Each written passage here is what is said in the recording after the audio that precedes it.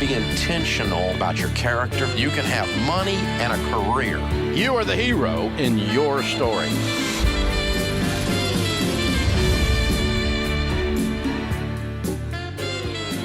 Live from the headquarters of Ramsey Solutions, broadcasting from the Dollar Car Rental Studios, it's the Ramsey Show, where debt is dumb, cash is king, and the paid-off home mortgage has taken the place of the BMW as the status symbol of choice. Dr. John Deloney, best-selling author and Ramsey personality, host of the Dr. John Deloney podcast, which is exploding across America in a good way, is my co-host today, so you can talk to him here on the air as a part of the show. The phone number is 888-825-5225. We'll talk about your life, your money, and your life. Dr. John is known for helping people with any kind of mental health type things, relational type things, and so answering questions about boundaries and in-laws and, life when it happens, and it does happen to all of us. So if you want to call in on his show, you can always do so at 844-693-3291 or email askjohn@ramseysolutions.com. The phone number here for today, and there are a couple of lines available, 888-825-5225. Greg is in Tulsa, Oklahoma. Hi, Greg. Welcome to the Ramsey Show. Hi, how you doing? Good to talk to you. You too, sir. What's up? Got a question. I'm 47. My wife is 56, and we started very late in life in trying to save. We just paid off all of our debt except for our house. Good. So my question is, combined, we bring home about $130,000 a year. Phenomenal. Should I take everything and slam our mortgage, or because of our age and we're starting late, should I put more of that into like ETFs or mutual funds? Well, I would load up your retirement accounts, 401ks, Roth IRAs, and anything where there's a match or anything where you can get a Roth first. Yeah, I've got a Roth 401k at work that they match 3% up to 6%. So I'm maxing that out. Good. And then this year we just started a Roth IRA for me and a Roth for her. Good. That we're maxing out as well. What I want you to do is to stop that when it gets to 15% of your household income. Okay. And everything above that then goes to what we call baby step 5, kids college, if that applies. If it doesn't apply, then we move right on to baby step 6 and dump anything above 15% going into retirement that we can scrape out of the budget as extra payments on the house.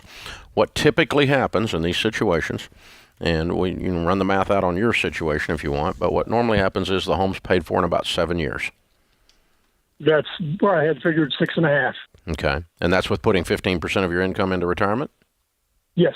See, there we go. Okay. And that's why, because here's the thing. We want to get to retirement age with both of these things done.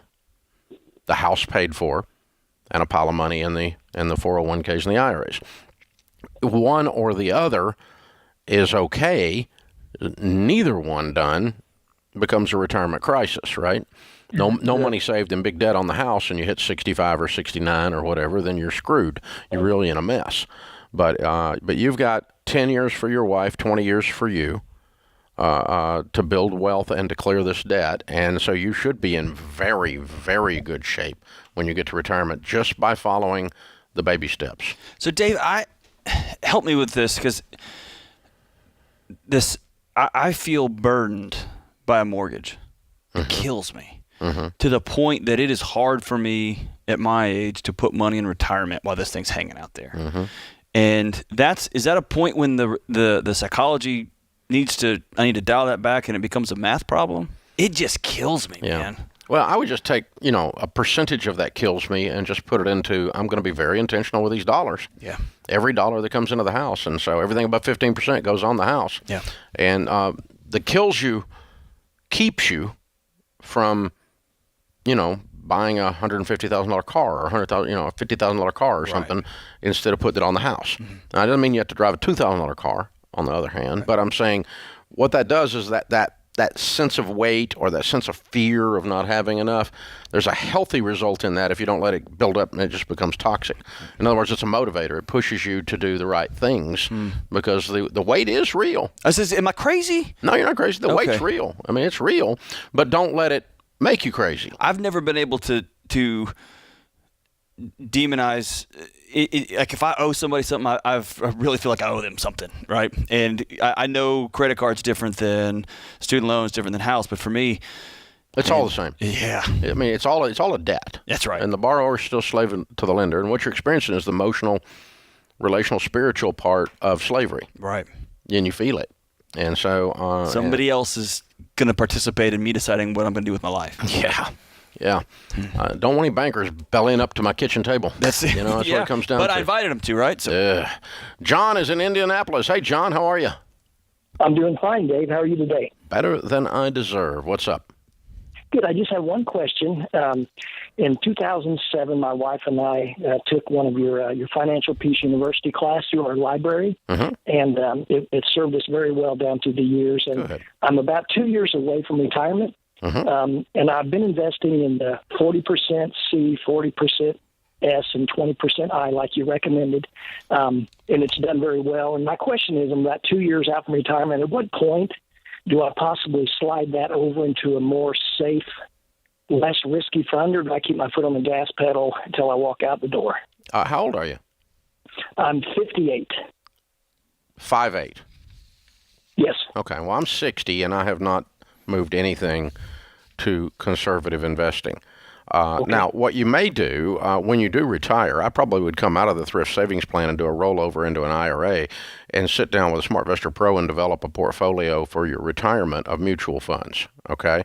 But I'll tell you what my portfolio looks like. It's growth and income, aggressive growth, and international, what we've taught for 30 years.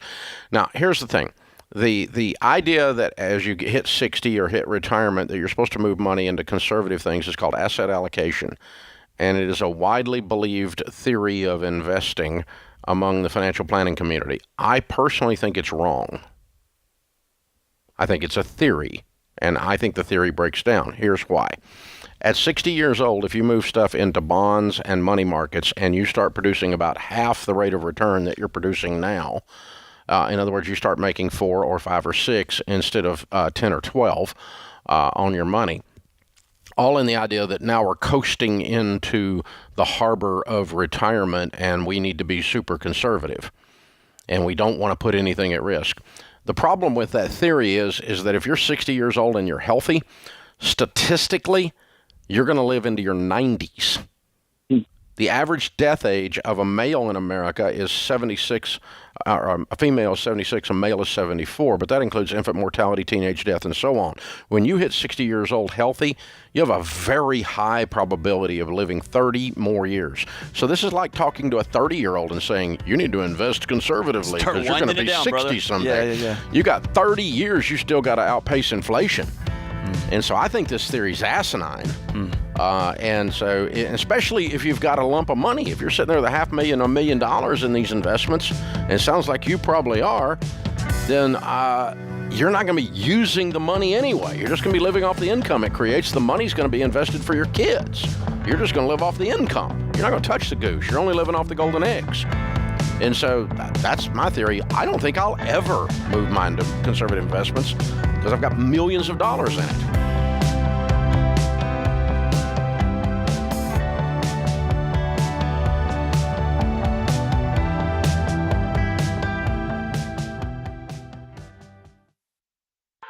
Cliff and I joined Christian Healthcare Ministries because we really liked the concept of Christians sharing each other's burdens. And we really experienced that firsthand when Cliff was diagnosed with heart disease. It was just such a relief to know that financial burden was going to be taken care of. CHM is the original and longest-serving health cost-sharing ministry. Get started today and check us out at chministries.org/budget.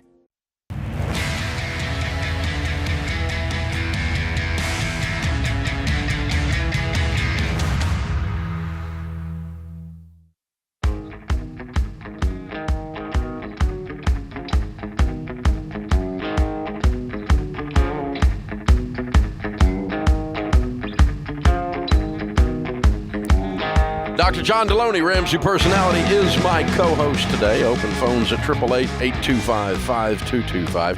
His best-selling quick read, our first publishing effort of his, it's called Redefining Anxiety. It's an 80-page quick read is now available. It's all $10, and man, it's an amazing, amazing quick read. So if you have trouble with anxiety or you know anyone that does, welcome to Planet Earth. And Dr. John can walk you through some issues on that. Redefining Anxiety. Be sure you pick up a copy. Samantha's with us in Dallas, Texas. Hi, Samantha. Welcome to the Ramsey Show. Hi, thank you so much for having me today. Sure. How can we help? I was calling because I started your program this past October, and I'm on baby step 2, and I'm currently reading the Total Money Makeover. And my question is something that you talk about is not giving the government a interest-free loan for your taxes. Mm-hmm. And I get back a pretty hefty tax return every year, and I was just wondering how I can set up my taxes so I get more now to put towards my debt without owing when I file my taxes next year. Okay. What was your refund the last 2 years? $2,000 and $2,200. Okay. Has anything changed substantially in your life this year? Like, did you buy a house, have a baby, get married? None of those things. Okay, so nothing that's going to affect your taxes. So you're likely going to get a $2,000 to $2,200 refund again. Okay. Right? Is that so right? There's nothing I can really change in my deduction. Correct. Okay. So I would sit down with, just go to your payroll department at your company and say, I need to fill out a form to change my deductions, and I need to help you. You can help me calculate it. I need to change my deductions by $200 a month. Okay. I need to bring home $200 more than I'm bringing home now. That's $2,400 a year, so you'll be under withholding a little bit, so you'll owe a couple of hundred when you do your taxes next year. If you want to do $150, then you would get a small refund. That'd be $1,800, but and you know, you get a couple of $100 refund. That'd be okay too. If you want to just be safe, go ahead and just do $150. Let's increase your take-home pay. I want to claim enough deductions or fill out a form to increase my take-home pay by $150 a month. That's $1,800 a year. And if you have a $2,000 tax bill, that means if you have a $2,000 refund, that means you wouldn't be getting that. You would have gotten it early, except for $200 of it. So you get a $200 refund instead of a $2,000 tax refund, and that would be a very smart thing to do. So yeah, just reduce your and let me tell you that the IRS tables don't work. So they're like, well, I'm a single young woman and I don't have any deductible, or I don't have any dependents, and so I claim zero dependents. And then it creates this huge refund. Mm. So it obviously the calculations on it don't work. So you can't use what your real number of dependents are to set the thing up. So you have to actually just do the math. The other thing, if you want to get more sophisticated on this, folks, go ahead and just do your tax return for this year in advance. And then you'll know exactly what your tax bill is and have that amount taken out of your check, and no more and no less. Because that's what withholding is not supposed to be over withholding. And a refund comes from over withholding. Now, while we're talking about these 2020 taxes, there's some changes you guys need to know. The deadline for federal taxes has changed from April 15th to May 17th. A handful of states whose deadlines got pushed to June 15th because of natural disasters over the winter. Quarterly taxes and state income taxes are still due April 15th, in a week from now. And the unemployment tax law changed. If you got unemployment benefits in 2020, you do not pay federal income taxes on the first $10,200 unless your income was more than $150,000, in which case your unemployment benefits are fully taxable.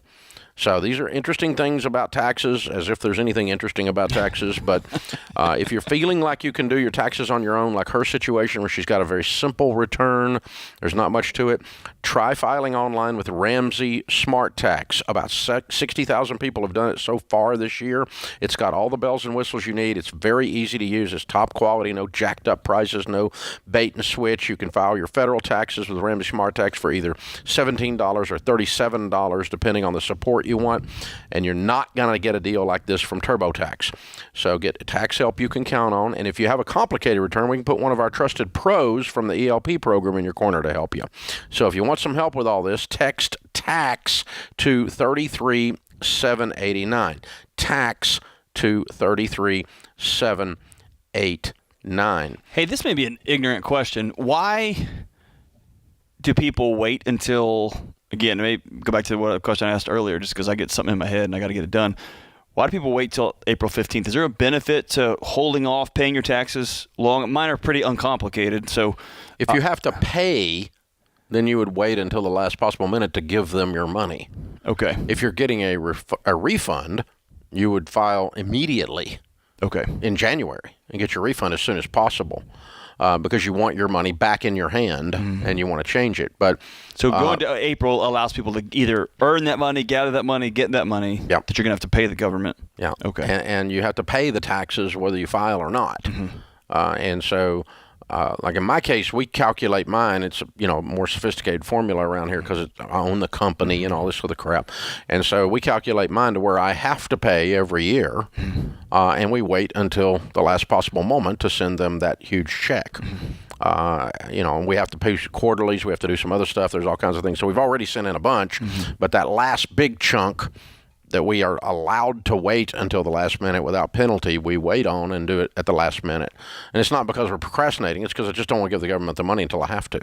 Let it work for me until it works. I was going to say, at some point. It's in my savings account until then. I want to keep earning interest on it until there's no reason to send it to them early. Okay. So, again, if you've got a simple return, let's use this Ramsey Smart Tax online filing. It's very easy. Like I said, 50, 60,000 people have already done it. I did it. It was awesome. You used Ramsey Smart Tax? That's what I used. I did it at my kitchen table, knocked my taxes out by myself one Saturday morning and called it good. Pretty cool. It was fantastic. Well, look at that. That's good. Probably the last year you'll be able to do that. I hope so. Your life's getting ready to get complicated, brother. So, if you need a pro in your corner because you got a complicated thing, either one, we can help you with that with the ELPs or the Ramsey Smart Tax software, whichever one you want to use. And they're both very straightforward, and we're not going to try to sell you a mortgage loan while you're doing it or get you a credit card while you're doing it, which I don't, some of these tax filing things are merely bait and switch. They're just trying to get you in their database so they can sell you something. So anyway, not us. That's not what we're doing. Text TAX to 33789. TAX to 33789. Hey, go ahead. Go ahead. No, you're fine. I was going to tell you, I had a insurance question for you real quick. I was calling to up some life insurance the other day, and I called Xander, and they started telling me, well, Dave recommends, and Dave says this, and I asked a question, should I do this or this? And they said, well, Dave, and I said, well, hold on. I'll just ask him, right? Because I'm gonna be sitting by him on the show in a couple of days. And so the difference between buying, I'm upping a policy that I already have, and the difference between stopping when I'm 60 versus stopping when I'm 75 is significant. And so, what do you recommend for people to how long should you buy a policy for? How old? Right? 15 years max. 15-year policy? Yeah, 15 to 20. Okay. If you're 30 years old and you want to buy a 20, or you're 25 years old and you want to buy a 20, that's fine. For two reasons. One is, at the end of 20 years, you should be debt-free, house and everything, because you took out a 15-year mortgage or less. You paid off all the other debt. And at the end of 15 years, you would have been investing, and so you'd have substantial money in investments. And so, 15 years from now, your kids will be out of college. So the life insurance is really gap insurance until I can self-insure myself. Exactly. Exactly. Okay. And if things change in your life and you need some more, as long as you've not lost your health, it has gotten cheaper almost every year. And so, like, I bought a policy at 35 and I bought another one at 40 that was cheaper at 40, even though I was older. Yeah, the one upping it was cheaper than the one I bought several years ago. Because the prices are going down continually because they continue to update the statistical evidence and people are living longer, and that it affects the prices. So 15 to 20 year level term. That's what we recommend. All right. This is The Ramsey Show.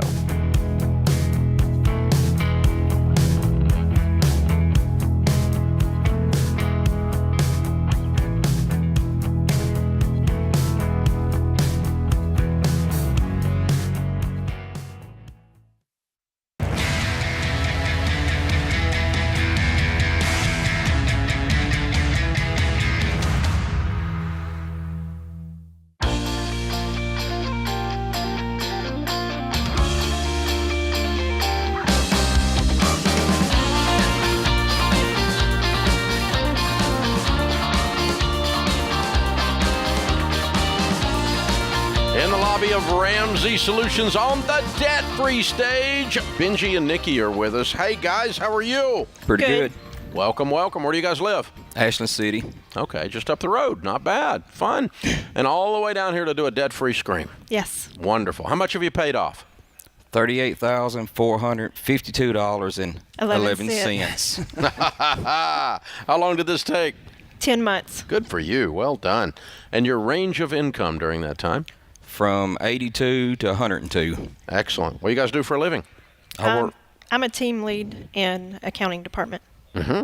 And I work for the Cheatham County Highway Department. Awesome. Very cool. What kind of debt was your $38,000? Loans, credit hold on. card, For those of you listening, the way she just turned and looked at him was so great. Go ahead and tell us, man. What'd you do? Fine. Okay. Loans, credit card, the usual. Yeah. Loans and credit cards. Car debt? No. No. Student loan debt? Nope. No. No. Just buying stuff. Yep. Yes. Okay. All right. How long y'all been married? It'll be 19 years in August. All right. And 10 months ago, what changed? What happened? We had to file bankruptcy, Oh. and that changed it. Yeah, that'll change it. Mm-hmm. A little wake-up call. Yes. And this was left over from the bankruptcy stuff? It was actually due to be paid off in 2024. Oh, okay. So this was a Chapter 13 you cleared. Mm-hmm. Okay. Filed it in May of 19 and paid it off in October of 2020. Okay. All right. And so But tell me the story. What happened? From May of 19 Mm-hmm. to December 19, we just paid, minimum payment. Right. Your normal Chapter 13 payment. Yeah. January 2020 is when that's when I've had a moment come up. Okay. And then we just started hammering away. Okay. So how did that conversation happen? Tell me, unpack the story for us a little bit. It wasn't hard. Actually, I was in the woods hunting. Mm-hmm. It just, a lot of time to think. And I was just thinking, I was like, I don't want to live like this. I don't want to keep paying, for that many years. I come home and just talk to her, and she's like, well, let's do it. So it was that easy. Okay. All right. And how'd you connect to us? We have a friend that's been you since he was 16. Oh, okay. And he tried to get me on board years ago, and I, young, Mm-hmm. didn't have nothing to do with it. And then I was like, man, I should have done what he did. So, Nikki, you just look like you were biting your tongue and you were gripping your knuckles. What's your part of the side of the story? It's the same thing. Yeah. What happened before the bankruptcy? No. Just kept piling up and piling up? Yes. Thought we could do it, and then it was like, we can't do this anymore. We were living the life. Yeah. So we thought. Yeah. And then it caught up with you, hit you in the back of the head. Yeah. But I believe if I know then what I know now, we could avoid it bankruptcy. But what do scared people do? Yeah. You get cornered, and Yep. I know. Yes. I know the feeling, brother. I know the Yes. feeling. Wow. I'm proud of you guys. Yeah. So it sounds like a lot more has happened than just cleaning up the debt. We come closer. We work together as a team. I bet. We Yeah. might argue a little bit over the budget sometimes, but It's not easy. Was not easy. But it's at least it's an argument instead of just a blind running crazy. yes. Exactly. Yeah. That's good. It's good, healthy Now conflict. keep in mind, she done most of the work. She was able to work from home, during the whole pandemic and all that. So most of this was her. Okay. So now that you're finally clear after 20 years of marriage, and you got a whole new map on how to handle money and how to talk to each other about it, you ever go back in debt? No. No. You didn't even get to finish that sentence, No. Dave. Yeah. Yeah. Well, I mean, when somebody's sick and tired of being sick and tired, you can tell, right? You're right. And that changes everything. That's the home run, because you probably have been in debt your entire marriage, right? Most people have. Yes. Yeah. And now you're clear. Yes. You thought those stresses were just a part of being married, right? Yes. Yep. Just a part of being alive. And Part of being alive, because my whole family's been that way. We've struggled, make ends meet. How's it feel now that you're clear? Oh, it's great. Really good. Who were your biggest cheerleaders? Anybody on the sidelines telling you? Your buddy's got to be one of them. He's about the only one. Everybody else said we were crazy or dumb. Mm-hmm. And now look at me now. That's right. Yes. How you like me now? That's right. Toby Keith, right? Yeah. Good for you guys. I'm so proud of you guys. Well done. Very well done. I can just see a lightness on them. They look like they lost it. Yeah, they're nodding like that guy that you look across, the old playground. And you're like, you want some of this? And the guy smiles and goes, yeah, if you do. And you realize, I probably don't want any of that. That's how they're smiling. They're smiling like they know something the rest of the world don't know, because they do, right? That's it. That's the look. Man. That's exactly the look. So what do you tell that couple that thinks is like, man, you just got to be married 20 years, just going to be a grind, and she's going to be annoying, and he's going to be an idiot, and he's going to buy stupid stuff. What do you tell that couple? Do it on a budget. I mean, that's the key to getting out of debt is a budget. And having a plan that you're both on. And having a plan that you both agree on. Both of you are on a game plan. Yeah. And you said something I think is important. I don't want to blow by. It's hard, and it's still worth it. Yes. And he or she is still worth it. Yes. Even though it's hard. Yes. There's no magic fairy dust you sprinkle over it, and suddenly making a budget's fun and joyful and No. the thing you want to do on Saturday mornings, right? It is very hard. Last April, if you'd asked me, I would have never imagined that I'd have went this far. I mean, we actually stuck with it. Started seeing light at the end of the tunnel when stuff was getting smaller and smaller, and that's what keeps you going. Yeah, it is. Congratulations, man. Well done, you two. You rock stars, man. I'm proud of you. Very, very cool. We've got a copy of Rachel Cruz's latest New York Times bestseller, Know Yourself, Know Your Money, for you guys as a gift, and we're so proud of you. Thank you for coming down here to do your debt-free scream. All right, it's Benji and Nikki from Ashland City. $38,000 paid off in 10 months, making 82 to 102. Count it down. Let's hear a debt-free scream. 3, 2, 1. We're debt free! Yeah!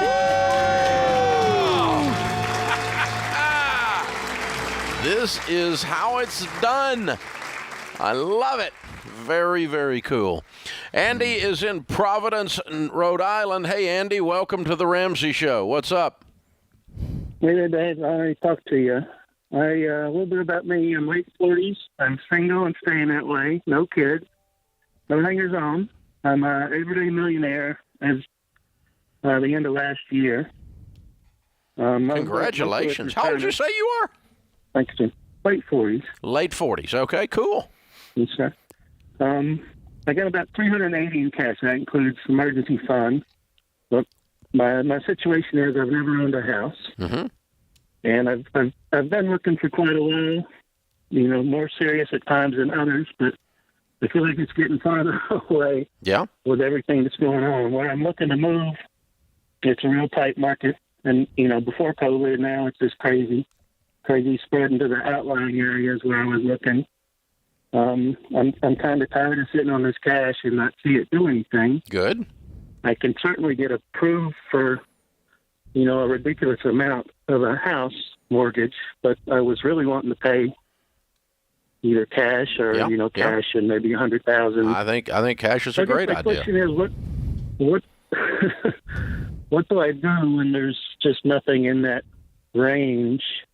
I don't want to wait, but Well, I don't know that how long you have to wait, but you can wait a little while. I mean, I don't want to wait 6 years, but I might play with this for 6 months. Take your time, keep poking around, make this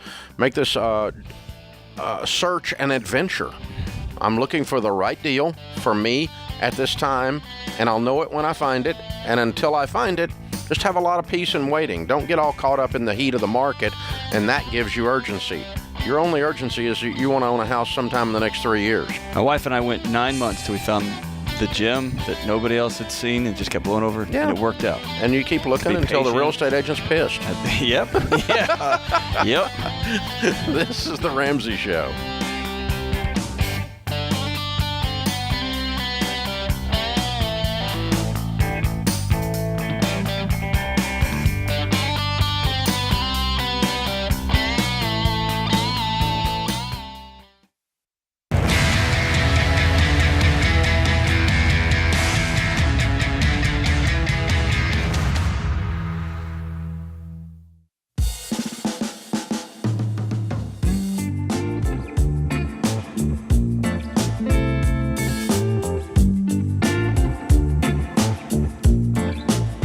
Dr. John Deloney Ramsey, personality, is my co-host today. Open phones at 888-825-5225.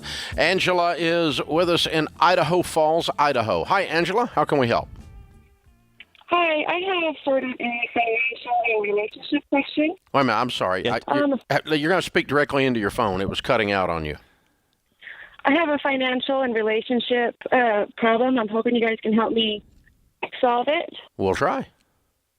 Okay, so here's a bit of a backstory. I was married for almost 20 years. We've been divorced about 2 years. I moved out about 8 months ago.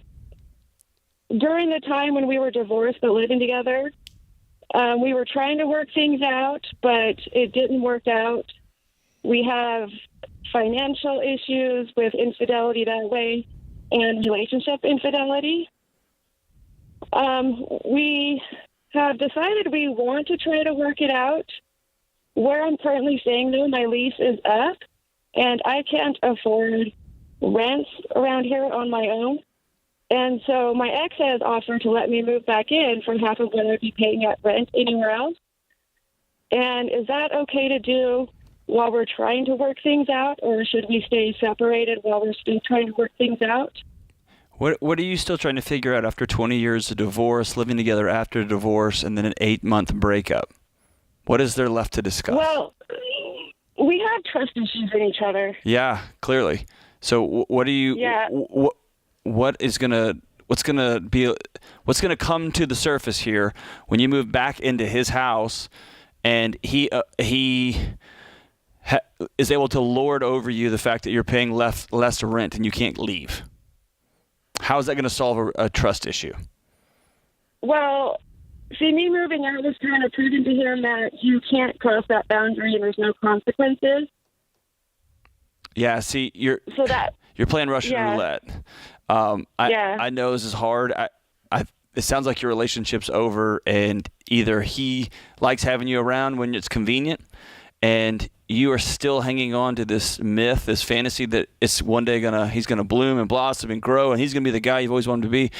And after 20 years and a divorce and 8 months of giving it another go, it sounds like it's over. Yeah, well, part of it for the financial infidelity had to do with a drug relapse, and so I know. Listen. You're just accountable for that. It's gonna be one thing after another, and it's so hard. I know. Been. I don't want to minimize it.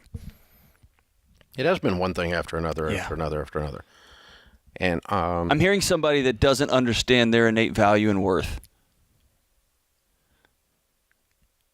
Maybe. I get told that by a few people. You are worth not being lied to and cheated on. Again and again. You're worth not moving into a house where someone's going to say, hey, by the way, I got you because I'm charging you half rent. You're worth more than someone else's table scraps. And you've locked yourself into if I don't do this, I can't live here, and then I can't do. Man, there is a big, wide open country. Lots of places you can go where people are going to treat you with the value that you're worth. And I know that's so hard to hear. Yeah, I guess it's more maybe me just afraid of the change, I guess, because in this 8 months where we have been apart, I do come almost every day. It's a bit complicated. My brother lives with him. Yeah. So I come and I see my brother and everything, but... So you're not really divorced? No. Well, yeah. You've never really ended the relationship. Your relationship has continued, yeah. And it's strung on and ... and it went from the main road to the gravel road, back to the main road. Yeah, it's just a mess. Yeah.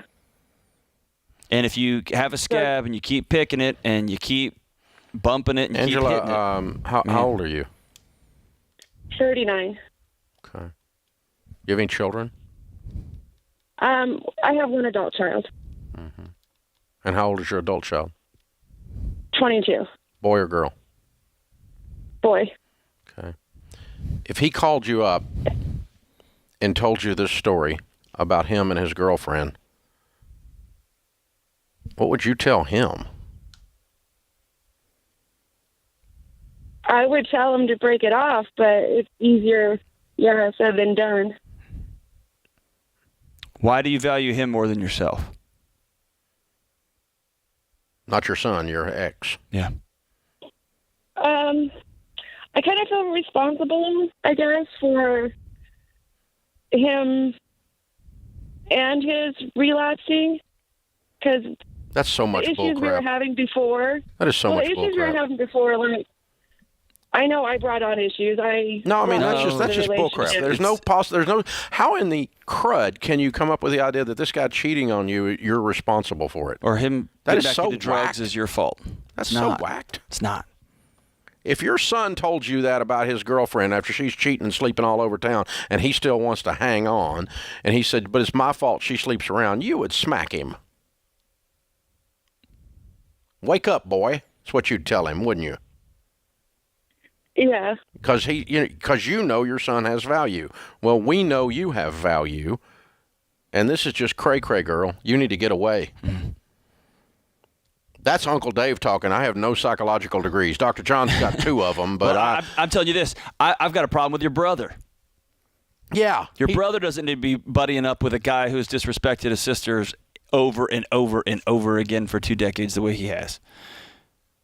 If your brother had some courage, he would step out and y'all could get an apartment together and figure this out while you got your feet underneath you. But he's not that guy. Yeah, and he does help me. My brother does give me money. Your brother stands there while you walk back into this toxic relationship. I'm not talking about money. Look, you called and asked us what to do. Here's what we're telling you to do. Get out. Yeah. Get away. Don't have any more contact with this guy at all. He's your ex. Treat him like it. Move on, kiddo. Am I missing something? Yes. The other piece is treat yourself like somebody that treat yourself like you treat the people in your life that you care about. Treat yourself at least as good as your ex. How about that? At least show yourself and do the work you've got to do. When someone to get that kind of dignity. When someone's mistreating you and you continually go back to him over and over and over again, and they continue a pattern of misbehavior, it is because you don't care enough. You don't have enough self-respect to walk away from crap. And we're trying to say, you are worth it, you need to walk away, and you need to have 0 contact with this guy. If your brother wants to talk to you, it's going to have to be somewhere else where this guy's not around and not on this property. You don't need to be on that property ever again, and you don't need to talk to this guy ever again. Ever. Period. You owe him nothing. This is over.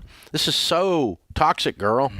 You need to get plugged into a good church. You probably need to move to a different city. Yeah. And start fresh. Make no mistake. You've been married to somebody for 20 years. At that point, they're a leg and an arm. This is part of you. This is going to hurt. Once you finally acknowledge this thing's over and you start the grieving process, 2 decades, this is over, it will hurt and hurt and hurt. And that doesn't mean it's wrong. That actually means you're doing the hard work of cutting that infection out, and now you're going to be on the road to healing. But you got to be done with it. You got to be done. Like Dave said, don't go back. It's over. You're worth more than this. Dr. John Deloney just called your ex an infection. Yep. Yeah. And your brother's not helping. He's certainly not helping. It's time to go get surgery. Connect yourself with somebody who will see your value. And I know it's hard. That mirror gets dusty and dirty sometimes. It's hard to see it. But, man, I just hate hearing that in my heart, man. Yeah, you need to get plugged into a great church. I really think Uncle Dave's thinking you need to move to a different city and get a start, because I think you're going to have the physical distance to have the courage to stay away. Yeah. And have the discipline to stay away, because your healing's only going to begin to the extent you stay away, kiddo. You're carrying in your heart his infidelity, his drug use, his fill in the blank, his money issues. Man. It's a mess. You're worth more than that, baby. It's a mess. It's a mess. It's a mess. You don't have to be mean to him. No. You just don't have to be to him. You're already divorced. It's over. Yeah. You don't have to be. You're not required anymore.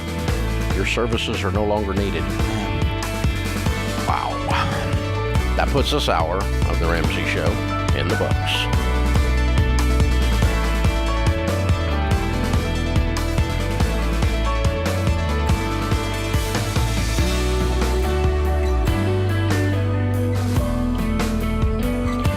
Hey guys, this is James, senior producer for The Ramsey Show. Did you know over 18 million people listen to The Ramsey Show every week? And a lot of those people listen on one of our 600 plus radio stations across the country. To find a station near you, head to theramseyshow.com.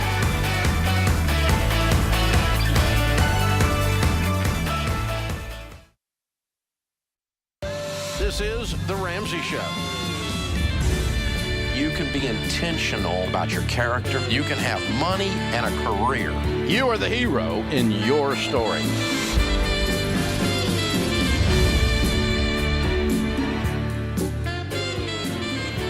Live from the headquarters of Ramsey Solutions, broadcasting from the Dollar Car Rental Studios, it's The Ramsey Show, where debt is dumb, cash is king, and the paid-off home mortgage has taken the place of the BMW as the status symbol of choice.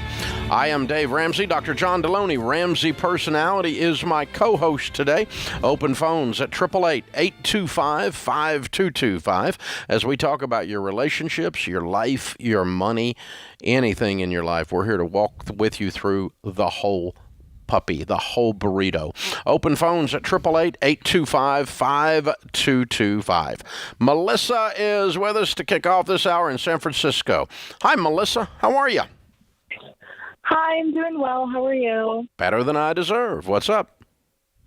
So I was just wondering how you recommend budgeting for people whose salary or take-home pay is pretty dependent on bonuses.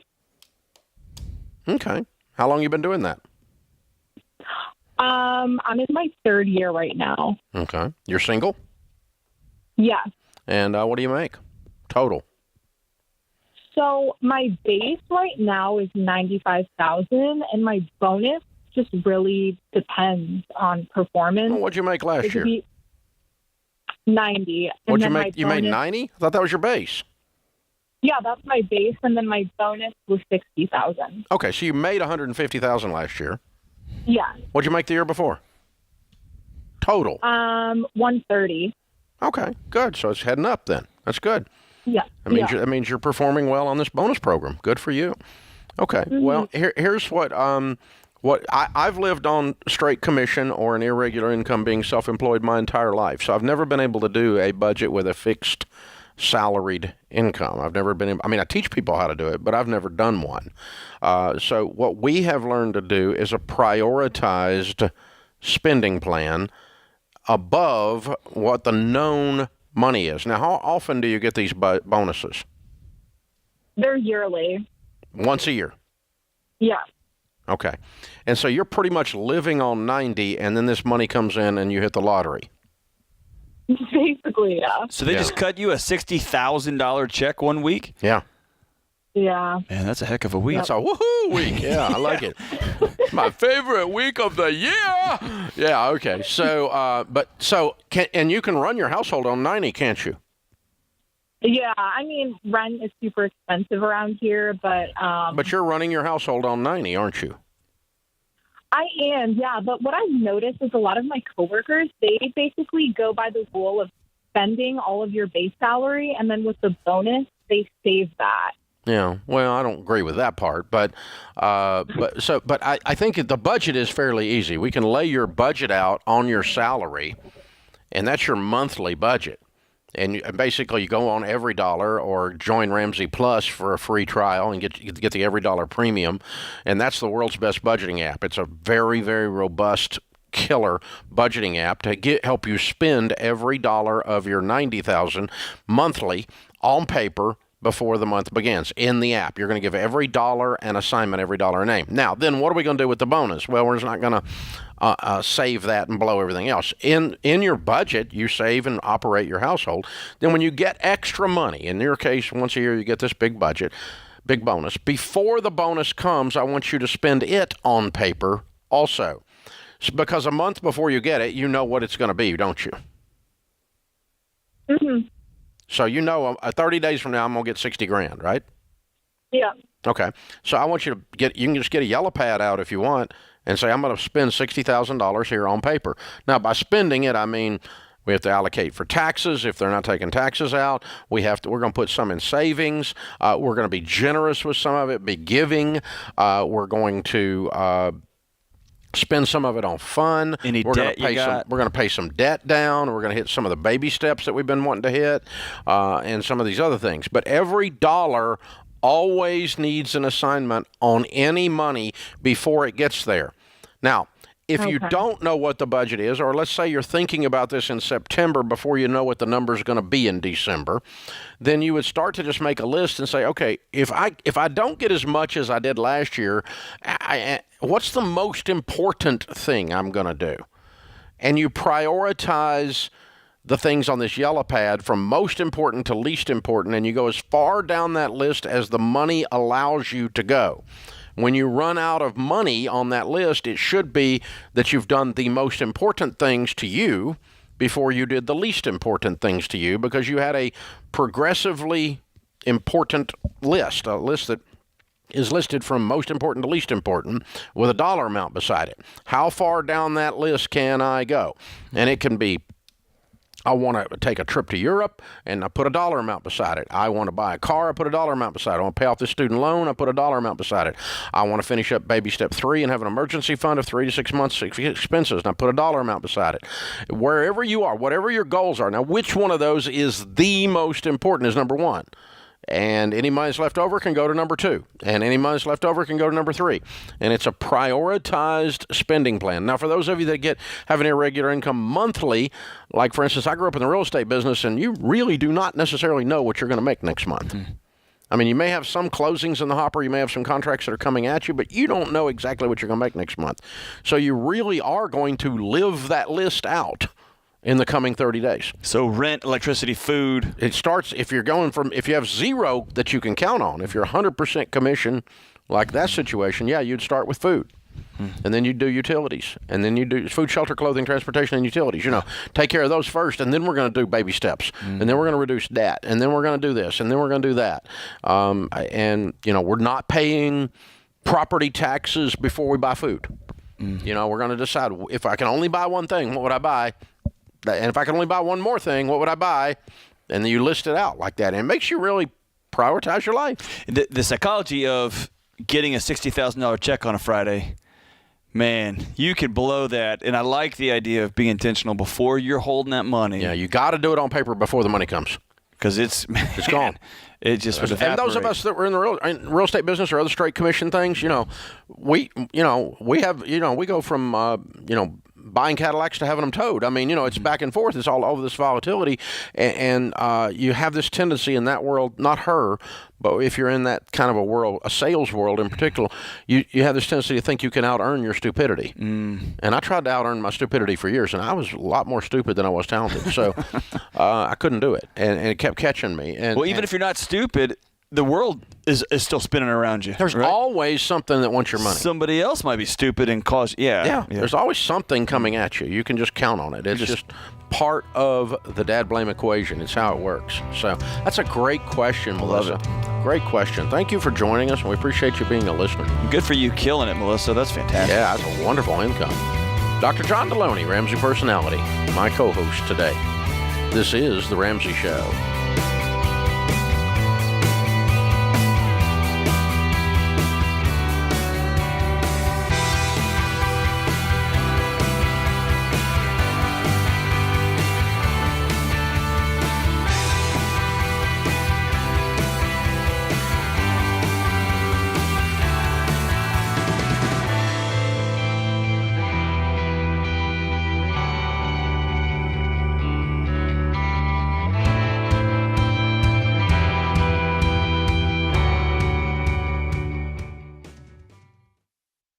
Hey folks, I got a great option to help you pay for your education. The Army National Guard. The Army National Guard believes you are the next greatest generation because you have proven that even in adversity, that you have what it takes to succeed. That's why they offer benefits like tuition assistance, career training, and a paycheck to help you avoid debt. No matter what your goals are, the Army National Guard can help you get there. Visit nationalguard.com to find out more.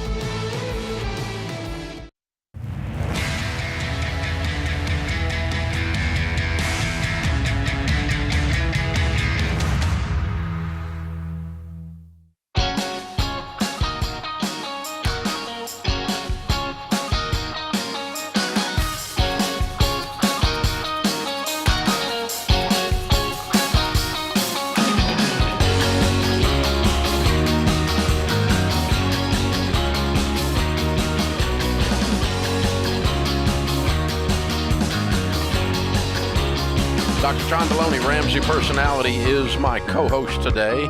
Open phones at 888-825-5225. Our question of the day comes from Blinds.com. They have a 100% satisfaction guarantee. Means even if you mismeasure, you pick the wrong color, they will remake your window blinds for free. You get free samples, free shipping. And with the new promos they run every month, you'll save even more. Use the promo code Ramsey. You know, sometimes I do stuff and I go, "You're an idiot." Like when I mismeasure, I screw up the window blinds, and they remake them for free, even though I'm an idiot. So this is like an idiot-proof guarantee. That's pretty cool. That's why they call it Ramsey. I'm just kidding. You gave me that one, man. Oh, underhand pitch. Yeah. All right. All right. So today's question comes from Annalie in Nevada. Annalie writes, "I'm trying to get my boyfriend and I out of debt. I only owe $28,000 in student loans. My boyfriend has almost 8 times more debt than I do, but he thinks you can't make money without spending it. How do I make him see that he's hurting himself?" Run. Get a new boyfriend. Run. You can go left to California or right to all the other states, but run. You can't. So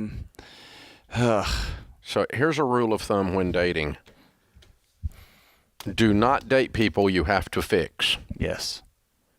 Or don't, when you're in a relationship and your thought is, I have to get us to, that's the problem. Because us has to get us to, right?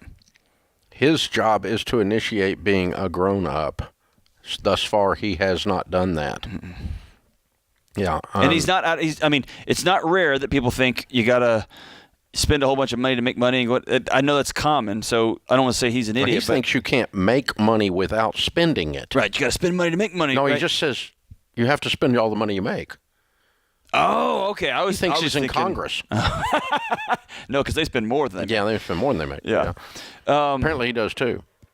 Here, in what you can do, Annalie, is you can sit down and show him math, and you can tell him, "Hey, look, I love you, and you're hurting yourself." The important part of that conversation is one that you're going to have to decide, are you in or are you out? And you can't help him. You can't fix him. You can't heal him. He's going to have to be a part of that journey. And you're going to have to decide, do I want to walk with this guy through his journey or not? But you can't get you and your boyfriend out of debt. No, you can only get you out of debt, and you can show him how he gets him out of debt. So from a relationship perspective, not a financial perspective, if you were my daughter, and I have grown daughters that are married, I would say you'd sit down with this guy and say, number one cause of divorce in North America is money fights and money problems. The fact that we're not in agreement on this subject is going to end our relationship, because I don't think I can make a life with a guy who can't be responsible with money. And so in order for us to go forward, I'm going to have to see you become responsible with money. I'd be your cheerleader. I can give you some input. I can show you some things to do. I cannot do it for you, nor will I do it for you, nor will we be together long term if you are not engaging in growing up. And that's a conversation from Annalie to her boyfriend. The conversation Annalie has to have with Annalie is, I'm reading the tea leaves here, but this is somebody who struggles with codependency. This is someone who struggles with an identity that her value comes from fixing other people, and I want Annalie to do her work on herself and grow her value from the inside out. Let that shine to the world, because we need her voice out there. And then she's going to attract people who are not projects and are not puzzles and are not engines who are missing spark plugs. It's just an amazing way people attract what they put out in the world, right? Let me ask you something. I don't disagree with that. You tend to... it's not the victim's fault that someone is a victim, but there's even been studies shown that a rapist will pick the way someone walks. You just feel it. Yeah, they're predators. They're a predator, and they sense weakness, and they sense the body language, in other words. And so, and that's what you're saying. Her body language is she has this tendency to try to fix things, and so she takes in strays, kind of thing. And let's pretend for a second that it's not that. Okay. That this is, and we don't know her, but just for the sake of argument with our audience, because we've got a lot of audience in their early 20s, late teens, especially on YouTube. Yeah. And let's pretend that this is a 19-year-old young woman. Okay. And maybe she does feel okay about herself, but she just really likes this guy. And before she knows it, she's kind of in love with him. And then he has this problem. Yeah. And he's a great guy. And Except for. And this is not like, normally she would not be taken in strays. Normally she would not be lacking in self-esteem. Normally she would not be there. But she just kind of, this guy's, they've built a relationship, and then all of a sudden she realizes, oh God, this guy's got issues. So I was. That's a little different than I'm attracting things. Yeah. So because I have a pattern of always, bringing home losers. Yeah, I read this quote this weekend that I was sitting on my front porch reading, Dave, and I stopped. And it said, sometimes you have to have the courage to break your own heart because it's the right thing to do. Ooh. And sometimes you've got to do something so hard. That's the parent that says, you cannot bring drugs back into my home. Yeah. That is the girlfriend that says, I love you and you're going to drown us both. And I'm not going to sign up. I'm not going to sign up for this because this is going to be a long, horrible life. Right. And so this idea, the courage and bravery it takes to say, I love you and I value my ability to breathe. But Annalee, if you're that person I'm talking about, not the one John was talking about a minute ago, that you're generally fairly self-confident, you need to know that your desire for love in this particular situation has flipped your language. Out of the abundance of the heart, the mouth speaks. Your language says codependence all over it. So let me kind of go back. My boyfriend has almost 8 times more debt than I do, but he thinks you can't make money without spending it. How do I make him see he's hurting himself? I'm trying to get my boyfriend and I out of debt. Yeah. I'm going to fix him. I'm going to fix him. I'm going to fix him is what I says over and over and over again. And there's a guy over there with a backhoe digging holes, and you've got your shovel, and you're like, how do I fill it up? And faster than he can dig it out. He can dig it faster than you. That's right. Yeah, you're digging out the bottom faster than you're ever going to get there. So I want you to put that shovel down and go get some people. I'll give you a high probability on this, Annalee. As the old guy, that's a walking dad joke. Okay. High probability is that if you are a young woman of confidence and a good self-esteem, that this young man is not going to change fast enough to keep you around. You're going to move on. Because I don't think he's marriage material. I know he's not marriage material today. And it's because John opened up with run. That was his opening answer, was run. And I like to think of these calls as, what do I do if Josephine comes home from college and says, Dad, I found a guy, right? Yeah. And Dave, you may not have experienced this, and that's me being sarcastic. I'm sure you did. But Sheila had people sit down and talk to her. Like, are you sure you know what you're doing with him? Right? Like they would take her out. I kept sharing away from those people. Oh, man, they found Sheila. Like, are you sure? And she's like, I'm sure. Her parents had to be rolling their eyes when I walked in. I wouldn't have let my daughter date me. Oh, not Dave. in a million years. Oh, man. I don't even want to go down that road. But so there is that, right? But but Sharon did not take me on as a project. No, and I didn't take her on as a project. Right. We were both projects, but we didn't take each other on. Everybody is a project, right? But yes, Sheila did not get her self-esteem by saying, I'm going to fix John. Yeah. Right? Yeah. It's just good parenting to run those guys off if you have the opportunity. I'm just like, Daddy, all the boys in the youth group are scared of you. And I went, good. Keeps away two things, wusses and jerks. Don't need either one dating my daughter. It keeps away everything. Wusses and jerks. Pretty well, you can put most things in those two buckets. They're the same bucket. Well, at times, but just run, Annalee, run. This is the Ramsey Show.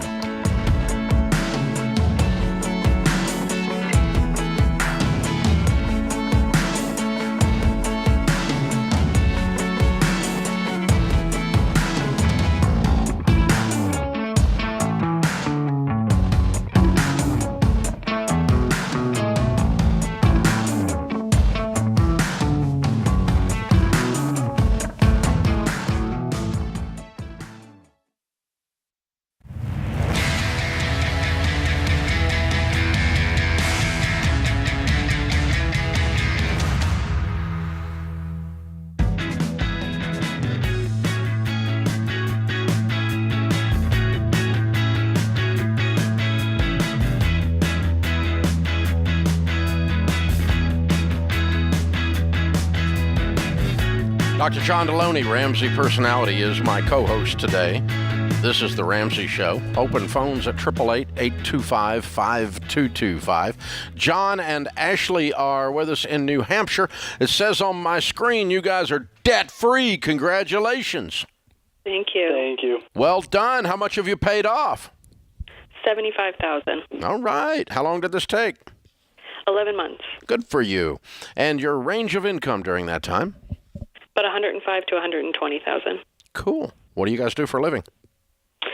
We work for your friends at the KGB, actually.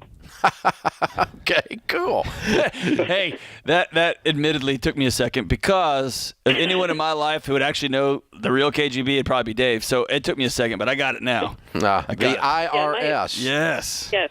The phone calls that I take with individuals that owe balances are a lot different now. I educate a lot now. Well, thank you.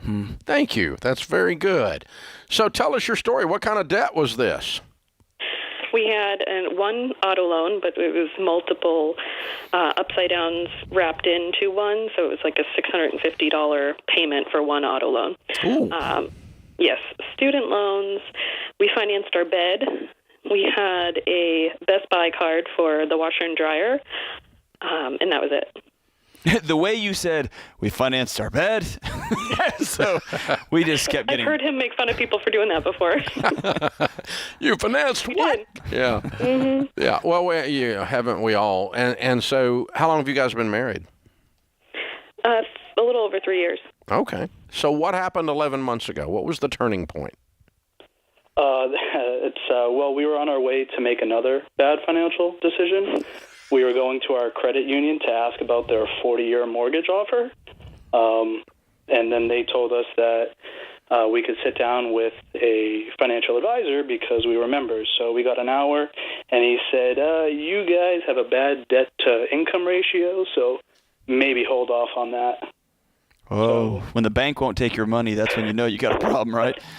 Yeah, so, I went home after speaking with him and, just did what most people do, just checked out videos on YouTube, and the algorithm hit, Dave Ramsey videos, and I don't know, I spent probably the next 2 weeks just analyzing until I finally brought it to Ashley's attention, and she was like, why'd you wait so long? Let's go. Let's do this.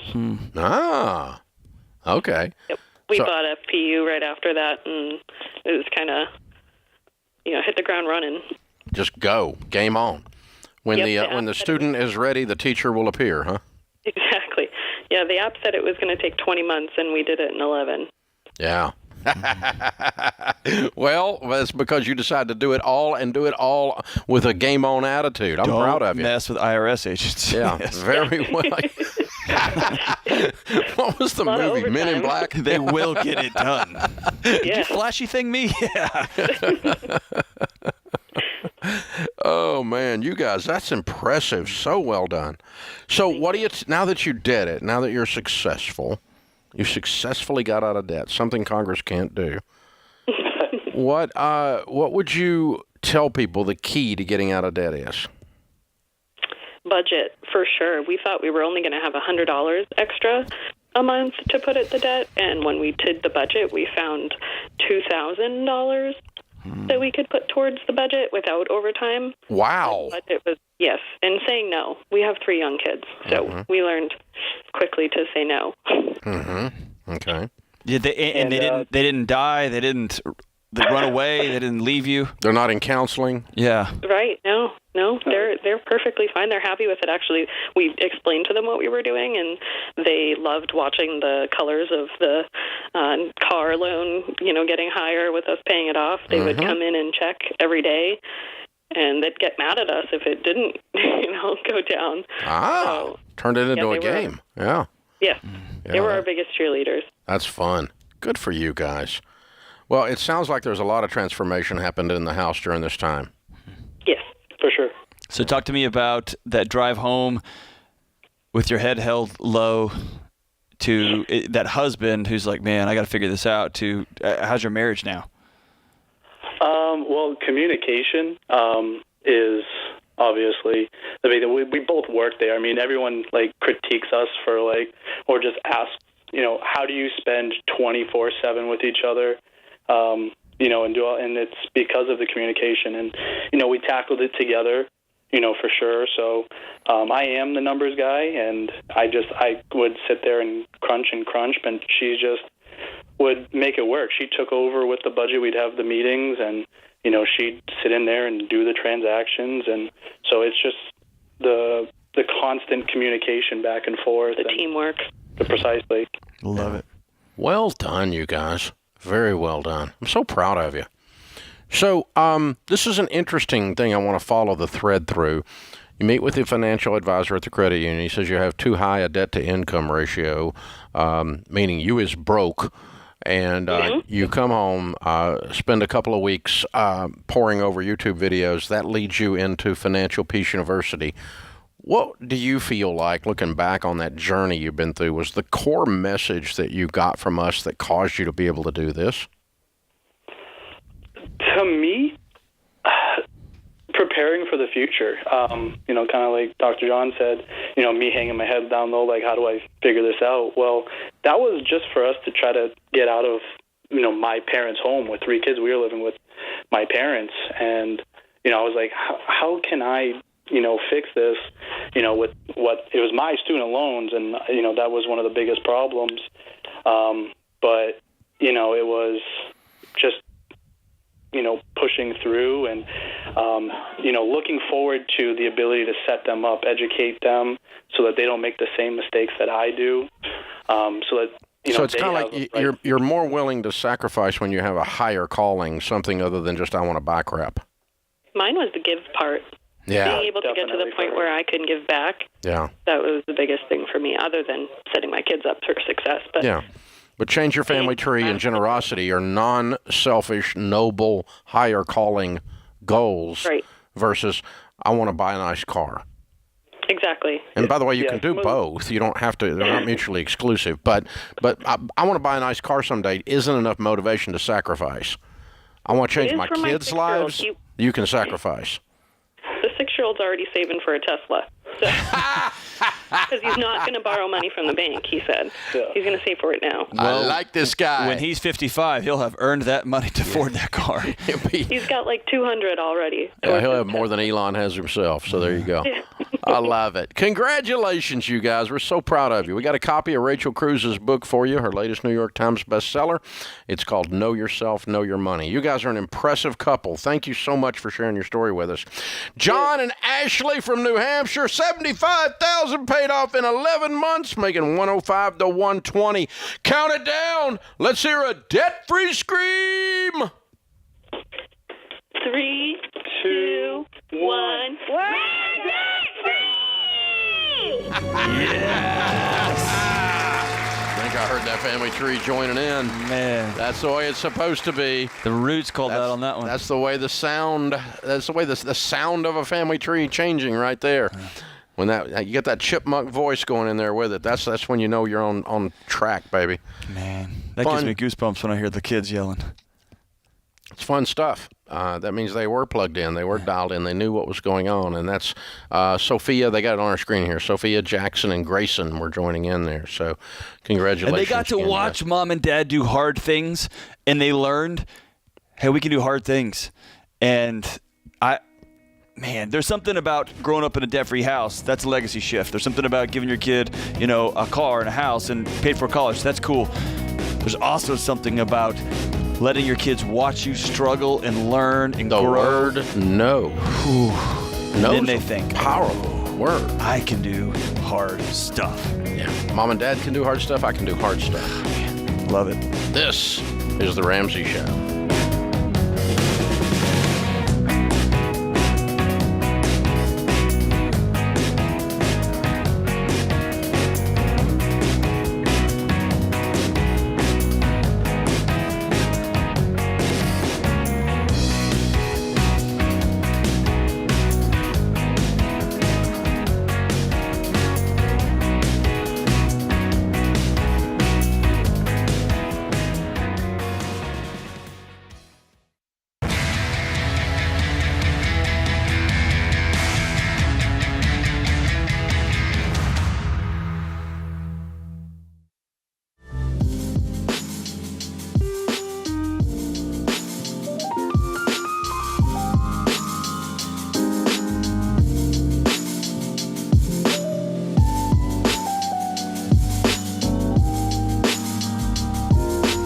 ever ask questions like, how much should I be saving?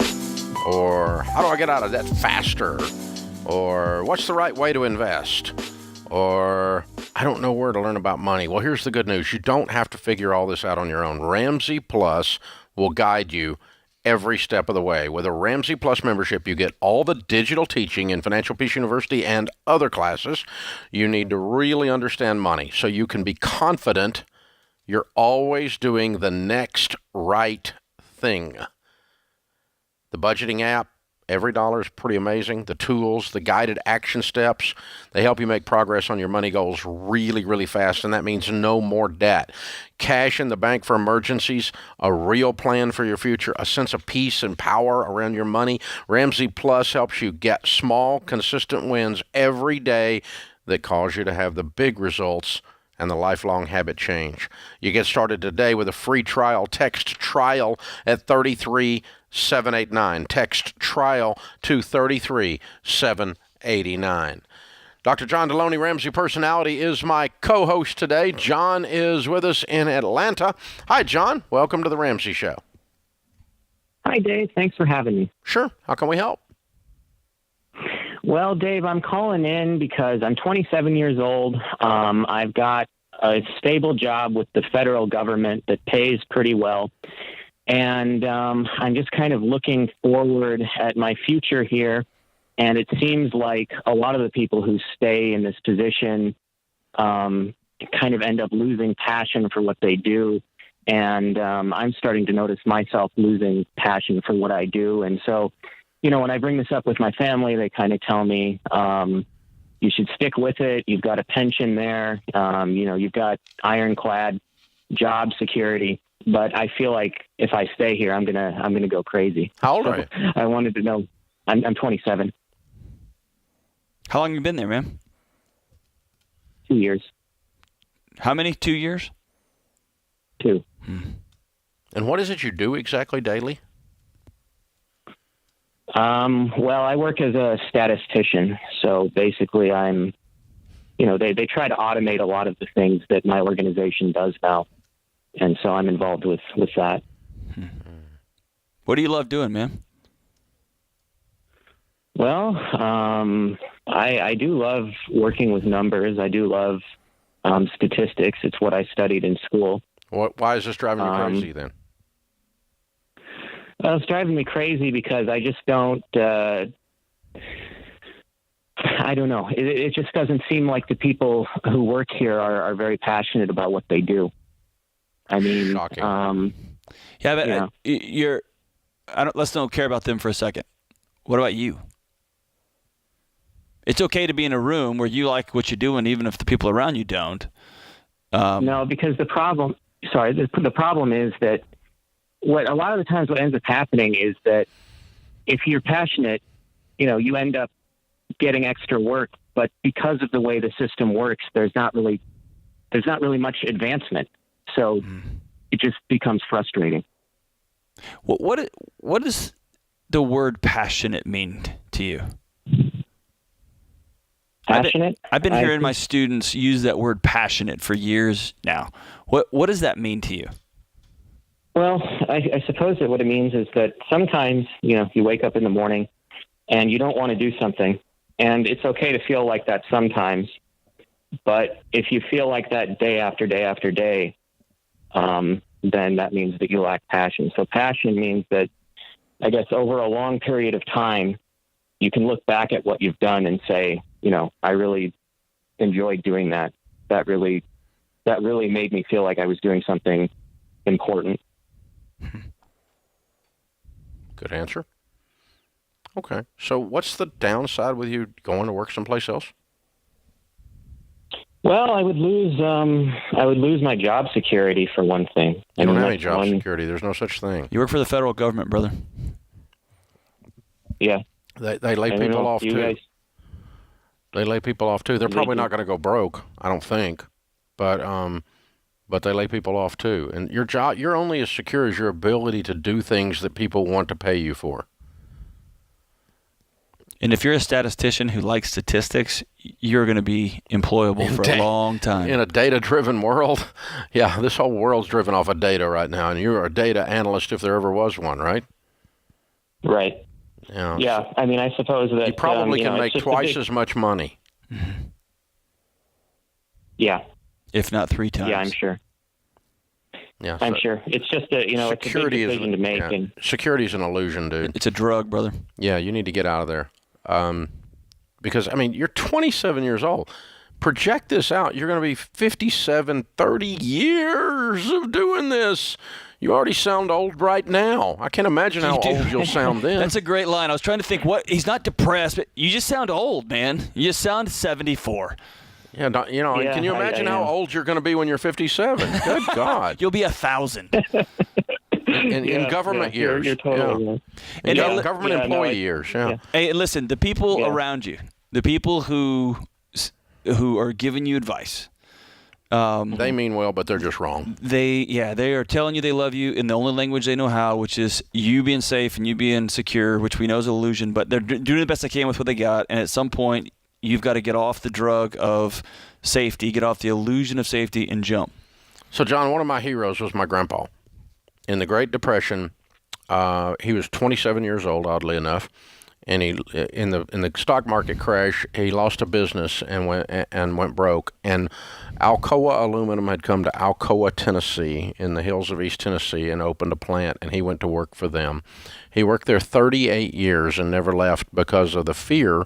Partly because of the fear of having gone broke when he was young, and partly because he was a good man and wanted to provide for his family, and the stability of that was there. In that environment, my grandmother became really dependent upon that security that you're talking about.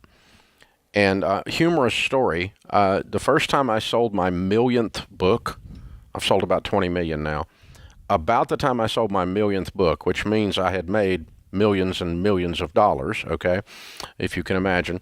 My grandmother called and still was worried about me running my own little business. When are you going to get a real job, Dave? That's exactly what she said. She called up and said, honey, I'm worried about you. When are you going to get a real job? And I had just sold my millionth book.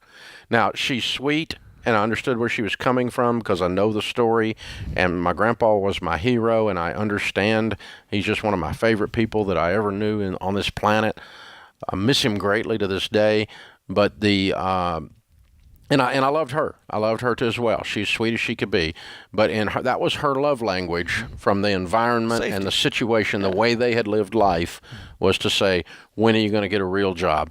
And she meant well, John, just like the people in your life mean well. But I had just sold 1 million books, so I think we can safely say the data. The statistical evidence is that she was wrong. Okay.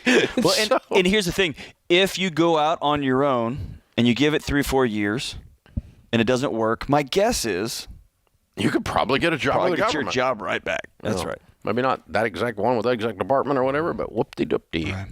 Right. You have a marketable skill in a data-driven world. Data is the businesses that don't understand, grasp, and harness the power of data in the next decade will be out of business. Correct. It's not optional. So you are a highly sought-after individual in your world. And so that's I'm telling you, I think you're probably making about half or maybe a fourth of what you're worth, and you're giving it all up in the name of security that's not really there anyway. Mm-hmm. Get out. Yeah. You can just I can hear your soul leaking. Get out. It's leaking out of your body. Get out. Yeah. There's something to be said for, I want you to be safe, and so I want you to drown slowly.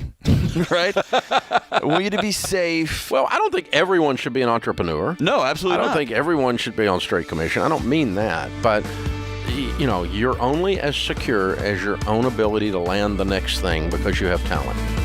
Yeah. And people want to work with you. Yeah. You have talent, marketable skills and personality and so forth. That's your only real security, because everything else is smoke and mirrors. The guy making the payroll, he's scared too. Mm-hmm. Yeah. And you think you're secure. That's funny. This is the Ramsey Show.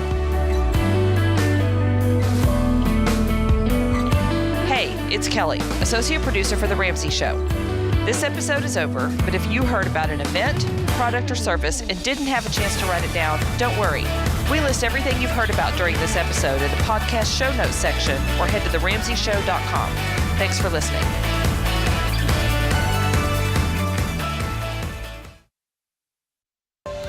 This is The Ramsey Show. You can be intentional about your character. You can have money and a career. You are the hero in your story.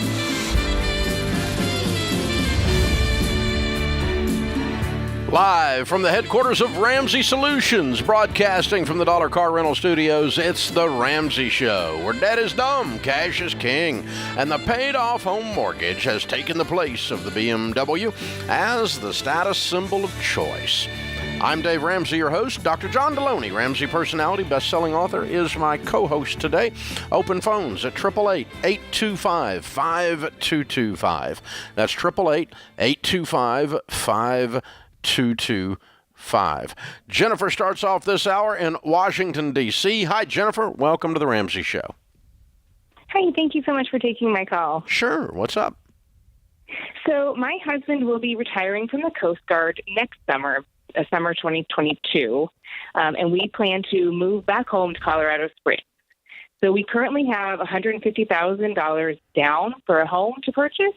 And the question that we have is, because the market is just crazy right now, and homes are flying, off the market and $20,000 to $50,000 over ask, should we start the process now, knowing that we're not going to pay over asking? Should we start looking at houses now and then buying something and just letting it sit empty if we end up buying something, or should we just wait until we actually get out there? And we also don't have any jobs lined up yet either. How long has he been serving?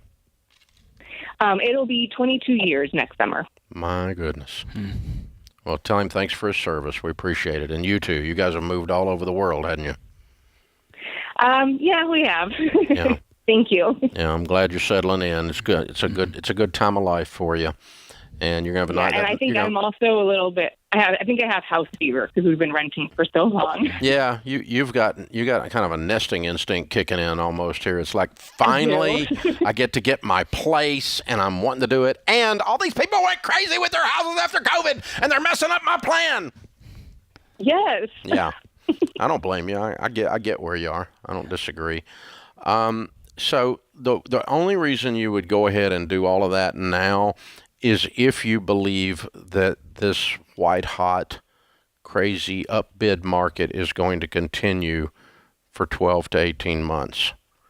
I personally don't think it's going to continue at this fever pitch.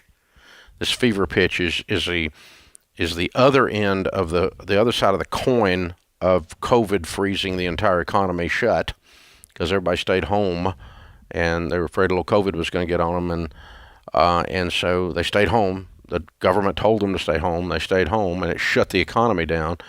And then all this pent-up demand, it's like the whole economy held its breath. It's like holding a hose, right? Yeah, the whole economy held its breath, and it finally sticks its head up above water and goes, and that's what it's doing. And so I think it's, just like if you come out of the pool after being on the bottom of the pool. Yeah, you finally get your breath. Trying to get your breath.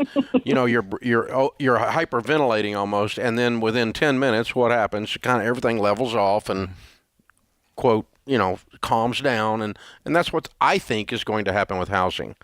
So I don't think that this hose being pinched and then released, or breath being held at the bottom of the pool and then finally released, is going to be the continued version of the economy for the next 5 years. I don't know net if the house prices are going to end up higher or not. Mm-hmm. Honestly, Colorado Springs has been a very hot market for a very long time. And so it's going to be a tough market in terms of buying a house.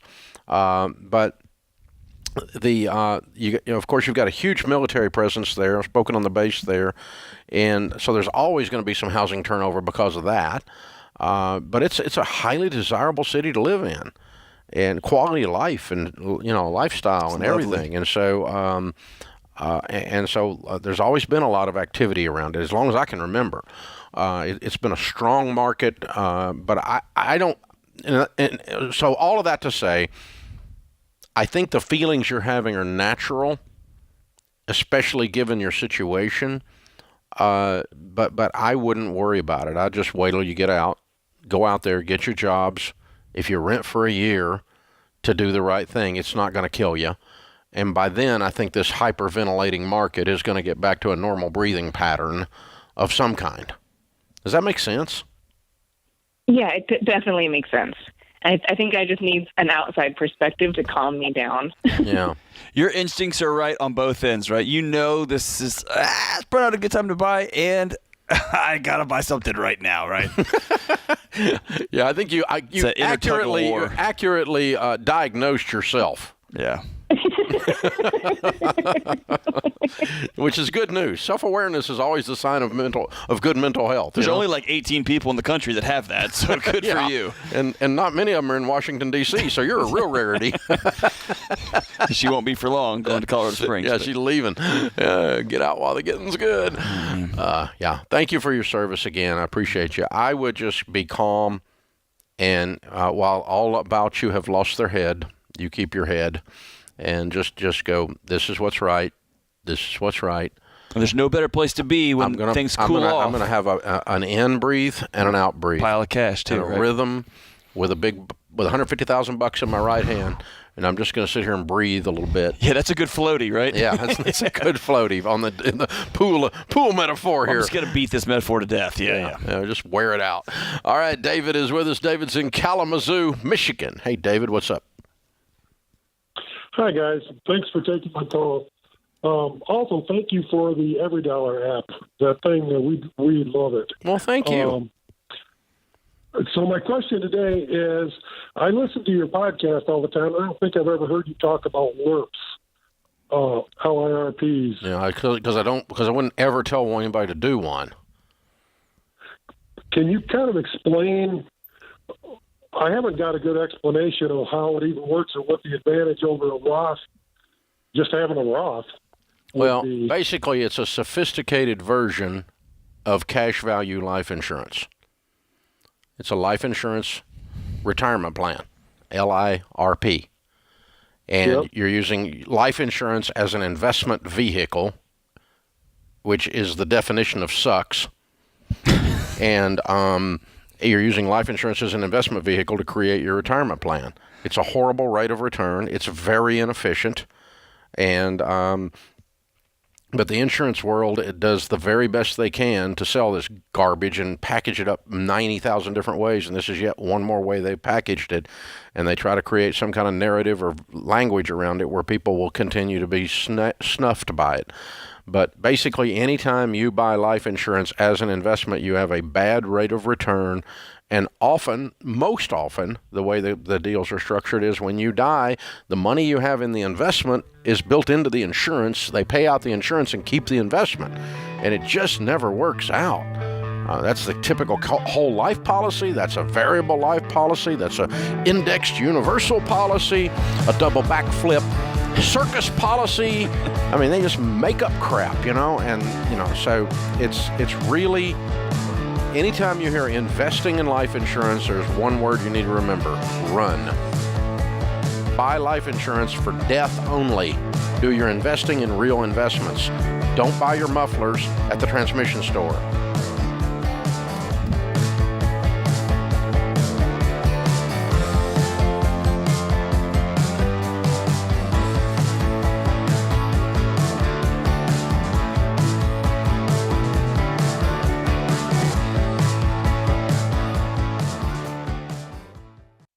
What makes our show unique is that we genuinely care about our listeners. We're intentional about choosing the best advertisers to recommend.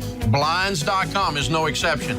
They offer high-quality window treatments at unbelievable prices, and they make it simple to shop blinds, shades, and interior shutters with easy online ordering, free shipping, and a guaranteed perfect fit. Go to Blinds.com and take advantage of this week's special savings.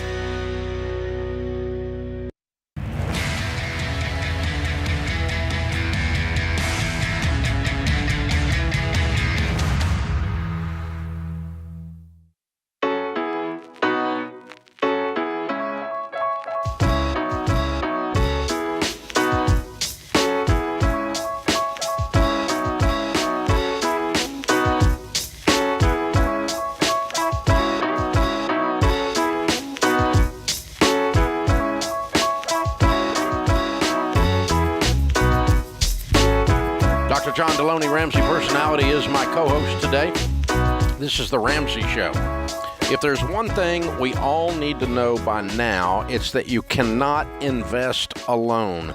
You need someone in your life who knows the market better than you, is in it every day, and helps you make smart decisions to respond to it. Look, I love do-it-yourselfers. I'm a do-it-yourselfer, but I don't pull my own teeth. And I don't work on my own cars anymore. I don't even know what they do. When I lift the hood, it doesn't even look like anything I used to turn a wrench on 25 years ago. They're completely different. And I would tear up a perfectly good car with that, or I probably would mess up my dental work were I to do it myself. So I actually bring in professionals. Now, do I take everything that everyone says and believe 100% of it? No, I expect them to teach me. If the mechanic comes out and says you need to spend $1,000, I want to know why. I want to know what's broken and how it works. And what are we going to do to fix it? I don't want just, oh yeah, they just tell you what to do. When a doctor says you have this, and I'm like, well, what's that mean? You're going to have to teach me. The tax guy says you need to do this. I'm like, I don't do it blindly. I want to know why. I'm that little boy, 8-year-old boy. Why? Oh, which is how you properly invest, by the way. You don't just throw your money at some dude in a suit or some lady in a dress and go, take care of my money, and then walk out the door and hope it works out. It won't. This is how people lose their money. So you get someone in your corner and you ask why and how, and they have the heart of a teacher, and they will walk you through the right kind of a process. This is how you become wealthy.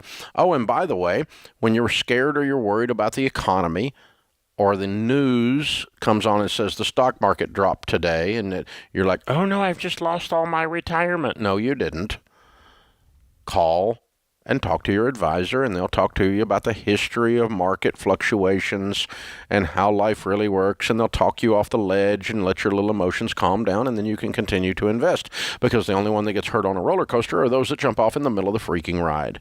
So you need someone like a SmartVestor Pro with that heart of a teacher and that experience and that know-how to show you what you understand so you can invest and stay invested. Text the word invest to 33789. That's texting invest to 33789, and we'll create a rock-solid investing plan with one of our SmartVestor Pros today. They don't work for us, but these are men and women across the nation in your neighborhood that I proudly endorse. They are trusted by Ramsey. Alicia is with us in Orlando. Hi, Alicia. Welcome to the to the Ramsey Show with Dr. John Deloney. How are you? Hi. Good afternoon, sirs. Thank you so much for giving me some, hopefully, great financial advice. We'll try. I've had a very bad financial history, and it's taken me over 12 years to get out from where I was, and I am fearful of repeating history. So after all my expenses are taken care of each month, I have an additional $4,000 that I don't know what to do with. Wow. Look at you. Yeah. It's been long to get out of it. Yeah. So wait a minute. Let's talk about it a minute. What's your income? I earn $150 every year. What do you do? Oh, I work in insurance. You're amazing. Well done. Very well done. So you said it's been a long slog out of the mess. How long did it take you to get out of the mess?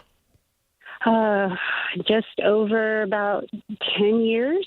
Was it an income mess? You didn't have a good income, or was it you did stupid mistakes? Very stupid mistakes. I was one of millions of people that were caught up in the 2008 housing market, and I bought a house I couldn't afford.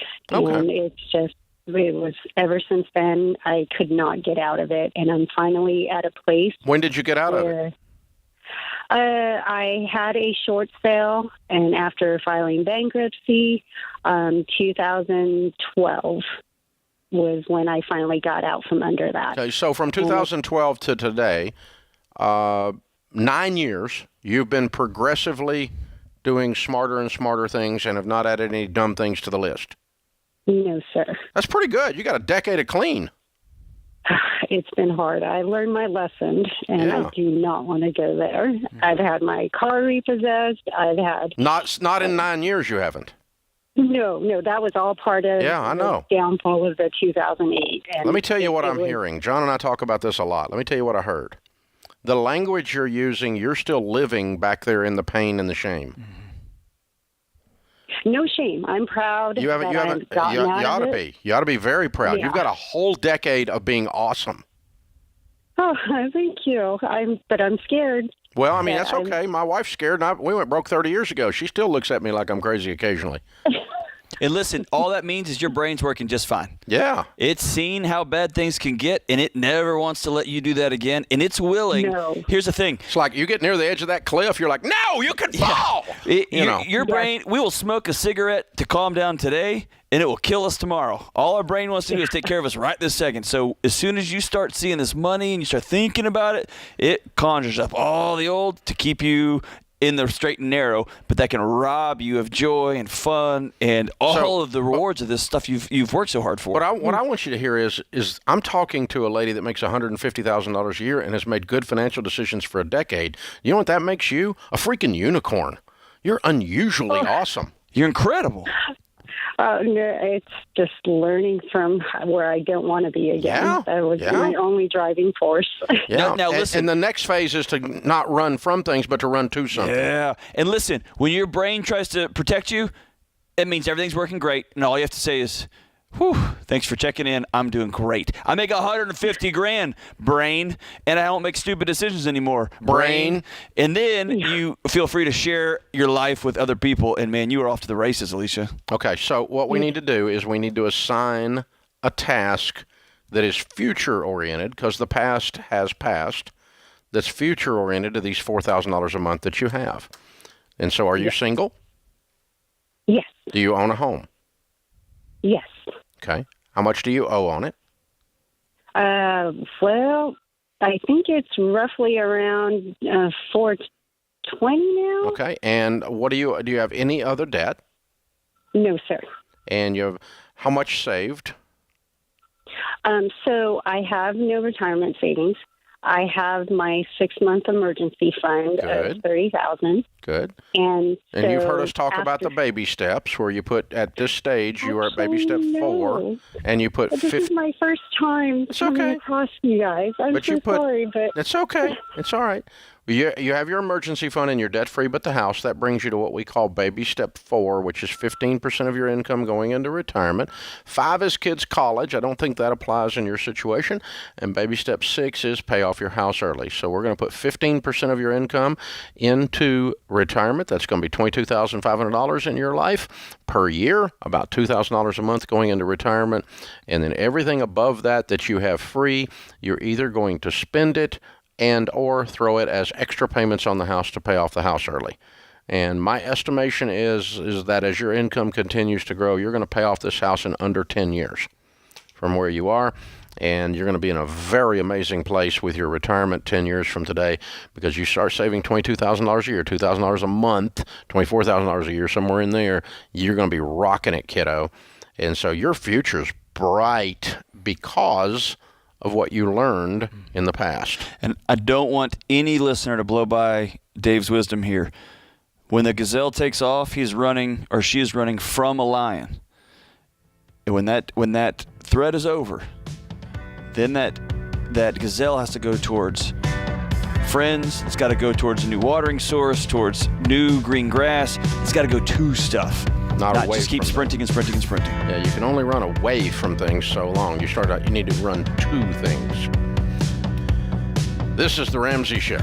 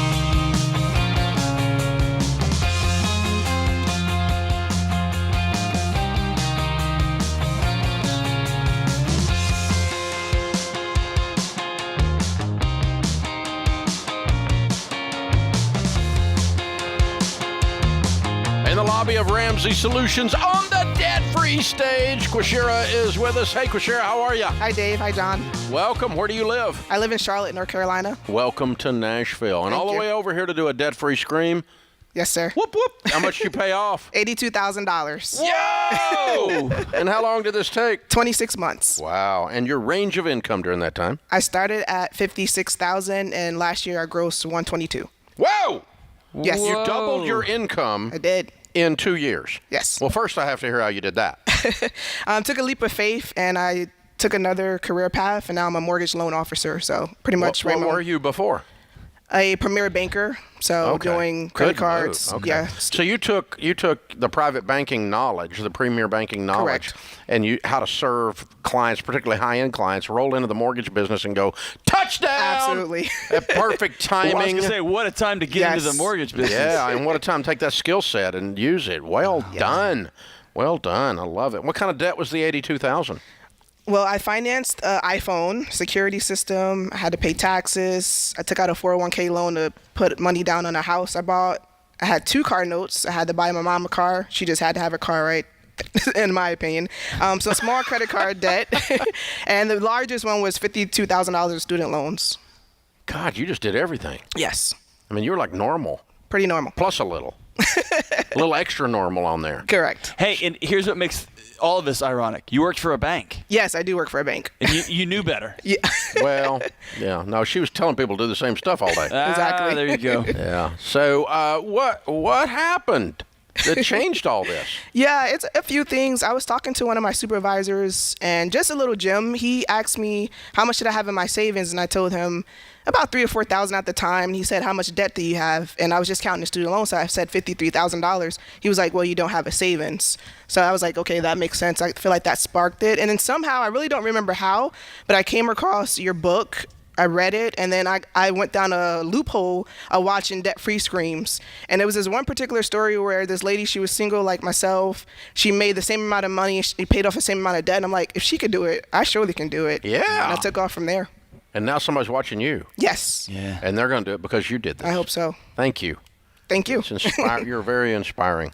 Very, very fun. 82,000 in 26 months. Yes. So you read the book, and then you went down the rabbit hole of YouTube and watched, because there's thousands of debt-free screams on YouTube. I mean, we've got them all on our YouTube channel. We've got 1 billion downloads on the podcast now, and literally.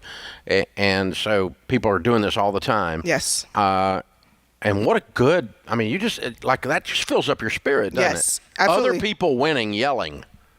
Yeah, that's cool. That's going to be me one day. So what was the first thing you actually did then with this new motivation? Yeah, I'm a very goal-oriented person, and I like to see things on paper, so I wrote down all of my debt. And my goal was just to be debt-free by 30. I started this when I was 26, so 4 years was plenty enough time. But of course, you know, our Lord and Savior sped that up. Things just kept lining up where income increasing, checks were coming. You know, I took on extra jobs, etc. So just got after it. Yeah, I've watched this for years, and I've the metaphor that I've used is that it's like God is sitting up there going, "Oh, look, there's one that's now smart. I can trust this one." Absolutely. Because when you're faithful with the little things, you're given more to manage. That's scriptural. And it's almost as if you're walking along and you step up on one of those moving sidewalks at the airport, and now you're still walking, but you're moving even faster. Yes. And God just takes you faster than your little legs could take you by yourself. Absolutely. He let me finish this a month after. Well, actually, the same month I turned 29. So, again, he fast-tracked my plan. Yeah, his plans is always better than ours. So you're faster. Amen. You're faster than you thought you were going to. Correct. Yeah. Way to go. Thank you. Who was your biggest cheerleaders? You know, my family is always going to support me, but outside of that, I feel like just listening to your show daily. I mean, I would take road trips. I would listen to it on the plane. I did Uber and Lyft for a time. I would play it in the car. So just keeping you on, and again, just watching YouTube videos kept me motivated with the listeners looking to do what I'm doing. When did you make the jump to mortgages? July of 2019. And I finished July of 2020. Okay, so 1 year of the 2 years was at a potentially higher income. Correct. Or a higher income. Certainly I'm sure the mortgage business has gotten better every month that Absolutely. you've been doing this, yeah. And you did all this through COVID. Correct. Yeah. Which was great for me. A lot of folks are taking advantage of not having to pay student loans, and I thought it was a great opportunity to pay student loans since all my money is going towards principal versus interest. So of course, again, just gazelle that as well. Yeah. Give us a moment you got scared. Things got dicey. It's a long journey. I tell anyone it's one of the hardest things I ever did. It's simple, and I need simple. A simple plan to follow, but it's one of the hardest things I ever did. So just trying to stick with it and just remembering, hey, this is temporary. This is going to be 2 years, and I'm only 29. I have my entire life to live financially free. So when it got scary, you just backed up and had perspective. Correct. Remembering the goal. Yeah, and remember where I'm going to be, what it's going to feel like Exactly. when I get there. Yeah, that's a big deal. That's very strong. That's very strong. You're an amazing young woman. I'm so proud of you. Thank you. I'm sure your mom's proud of you. She came with you. Who else came with you? Yes, my mom and my sister. All right. Yes. The family is supporting. Yes. I like it. That's just very, very cool. Well, congratulations. Thank you so much. Very well done. So you tell people the key to getting out of debt is? Yeah, so stay the course. Again, it may get weary, but just stick with it. You're literally almost probably close to finishing if you're thinking about quitting. Lowering your expenses and increasing your income is a big one. I got rid of streaming services. I went from a $120 cell phone bill down to $50. My folks actually laugh at me because my service isn't that great, but my bill is $50. So. And I didn't want to talk to you anyway. That's right, exactly. After talking on the phone with my clients, discipline and sacrifice. Those are the keys for me for getting out of debt. Yeah, yeah. You really. You were so game on. I mean, you identified the target. Like you said I'm goal-oriented, but you really are. That's not just that. That's the way your brain works. And once you set that thing, and then it's game on. Correct. And there's no stopping you. And did you learn anything about yourself during this journey? I would say I can really do whatever I really put my mind to. You kind of already knew that. Yeah. Yeah. This just gave you more confidence. Correct. Yeah. Yeah, because you weren't lacking in confidence before. No, you got your mama raised you right. That's awesome. Well, you got a presence about you that's powerful. Yeah. Wow, thank Very you. Cool. Very awesome. cool. So well done. Yeah. Well, we got a copy of Rachel Cruz's latest New York Times bestseller, Know Yourself, Know Your Money, for you. Thank you. I will add that to your collection of Ramsey books, and you're an impressive young woman. Well done. All right, Quashera from Charlotte, North Carolina, $82,000 paid off in 26 months, making 56 to 122. Count it down. Let's hear a debt-free scream. 3, 2, 1. I'm debt-free!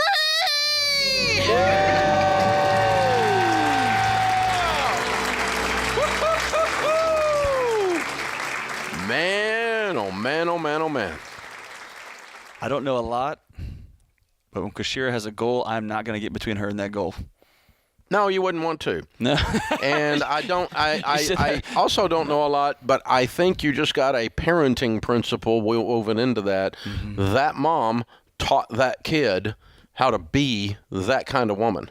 How to have self-worth, how to have goals, how to know I can do hard things, all of it. You have value, and that means you can go get whatever you want to go get. There was zero chance that woman's going to be a victim. Nope. She's good. Or to adopt a victim position of any kind ever. There's just brick do wall. Not get in her way. That's cool. I'm going to run right through it.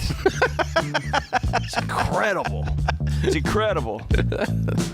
Kashir's mom, I see you, and you're inspiring me because I'm raising a little girl, and you're inspiring me. Amen. Yeah. We'll build a warrior princess, baby. That's how you do it. Wow. Pretty incredible. This is The Ramsey Show.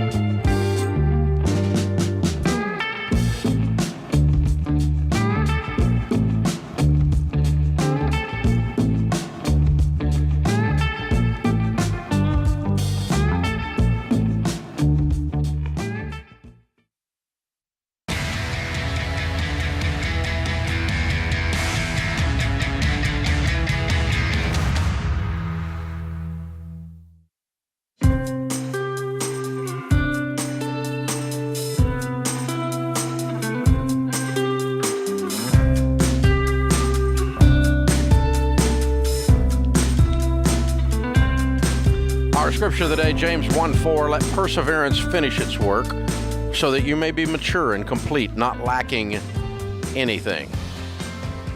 Benjamin Franklin said, energy and persistence conquer all things.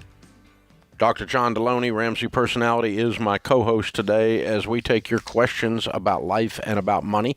The phone number is 888-825-5225. Jessica is with us. She's in Wilmington, North Carolina. Hi, Jessica. How can we help? Hi, Dave. Hi, Dr. D. How are y'all today? Great. What's up? Great.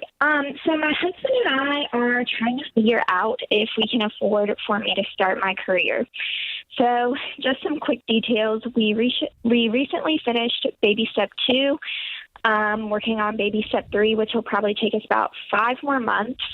I'm going to be going into real estate, so there are going to be some startup costs associated with that, probably around like $1,200 with MLS access and the exams and everything like that.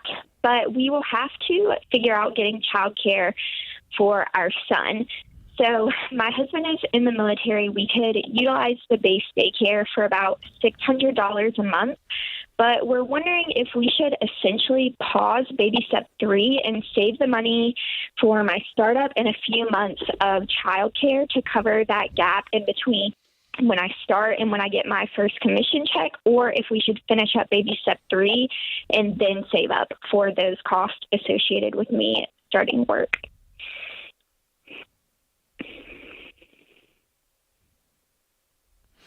$1,800 takes you through the first month. $1,200 worth of costs and $600 worth of daycare, right? Mm-hmm. That should be right. Yep. Okay. How old are you? We are both 22. 22. Yes. Okay. And have you had discussions with a real estate broker that you would go to work for? Yes, I have. I have been in the office several times to speak with them and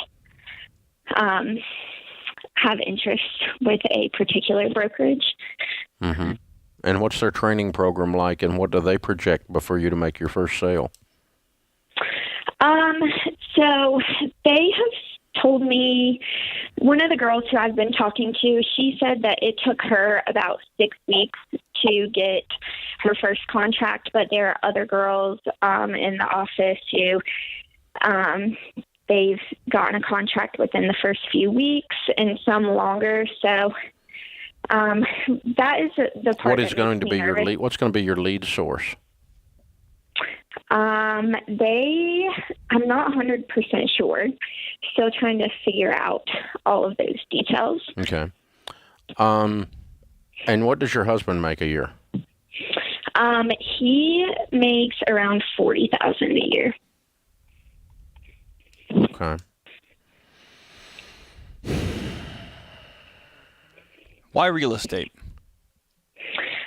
It's always something that I have been interested in, and I have a passion to help people, and I figure taking my interest and my passion, mixing that together could be a good idea. All right, let me tell you the full picture of what I'm hearing and what's also running through my head. Okay, and then let's kind of put all that on the table, and we'll start playing with it and trying to figure out what to do. I got my real estate license when I turned 18 years old.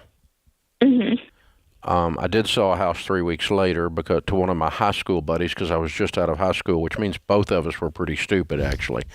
But I mean, who buys a house from an 18-year-old except another 18-year-old, right? So, but or a 19-year-old or something like that. I mean, this is like Happy Days does real estate or something. But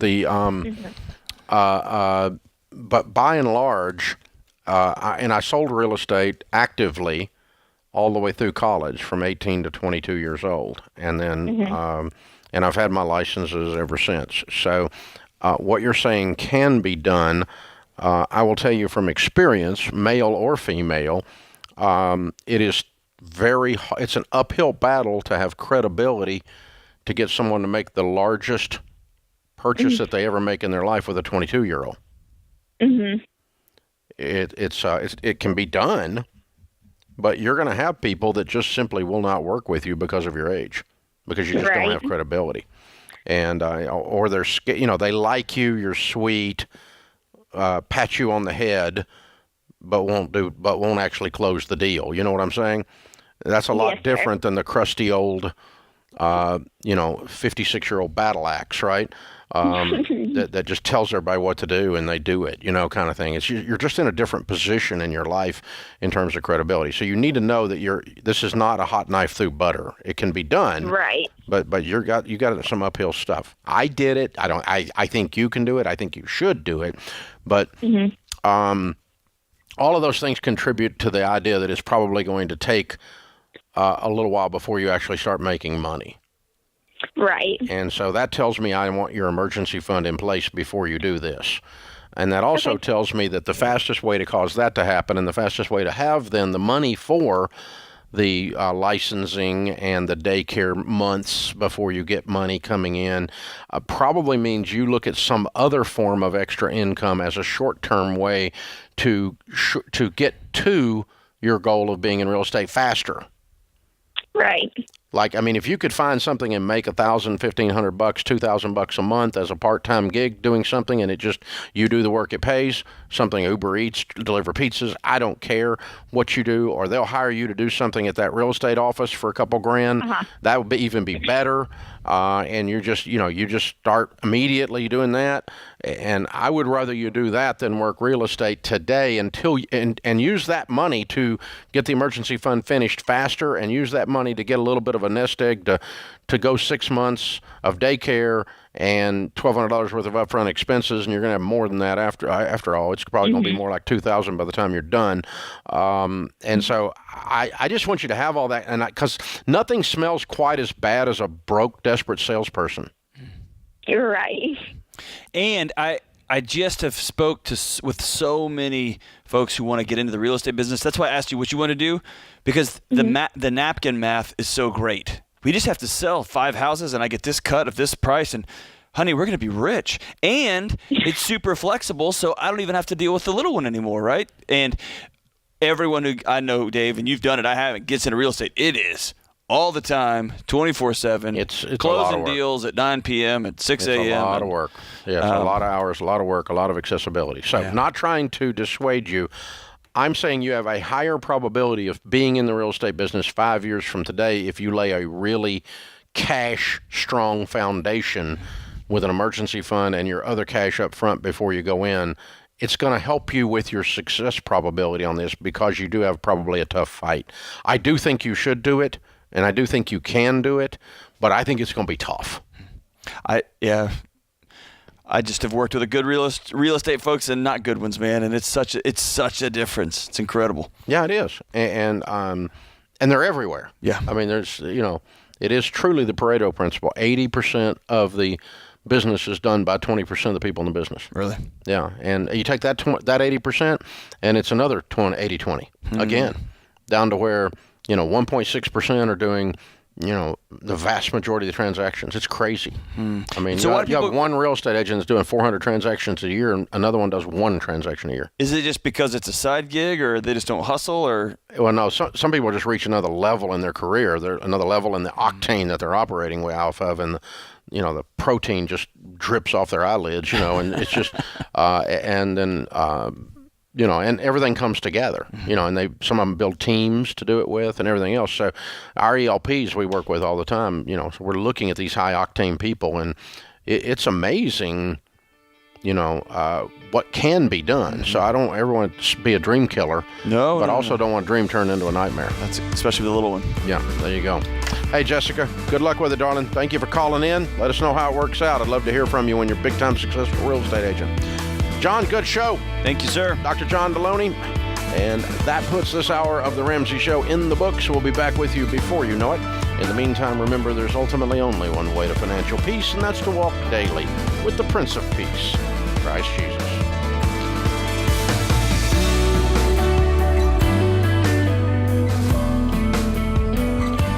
Have a friend or family member that needs a daily dose of Ramsey advice in their life? Let them know about the Ramsey Call of the Day podcast. It's a quick hit of advice about life and money in under 10 minutes.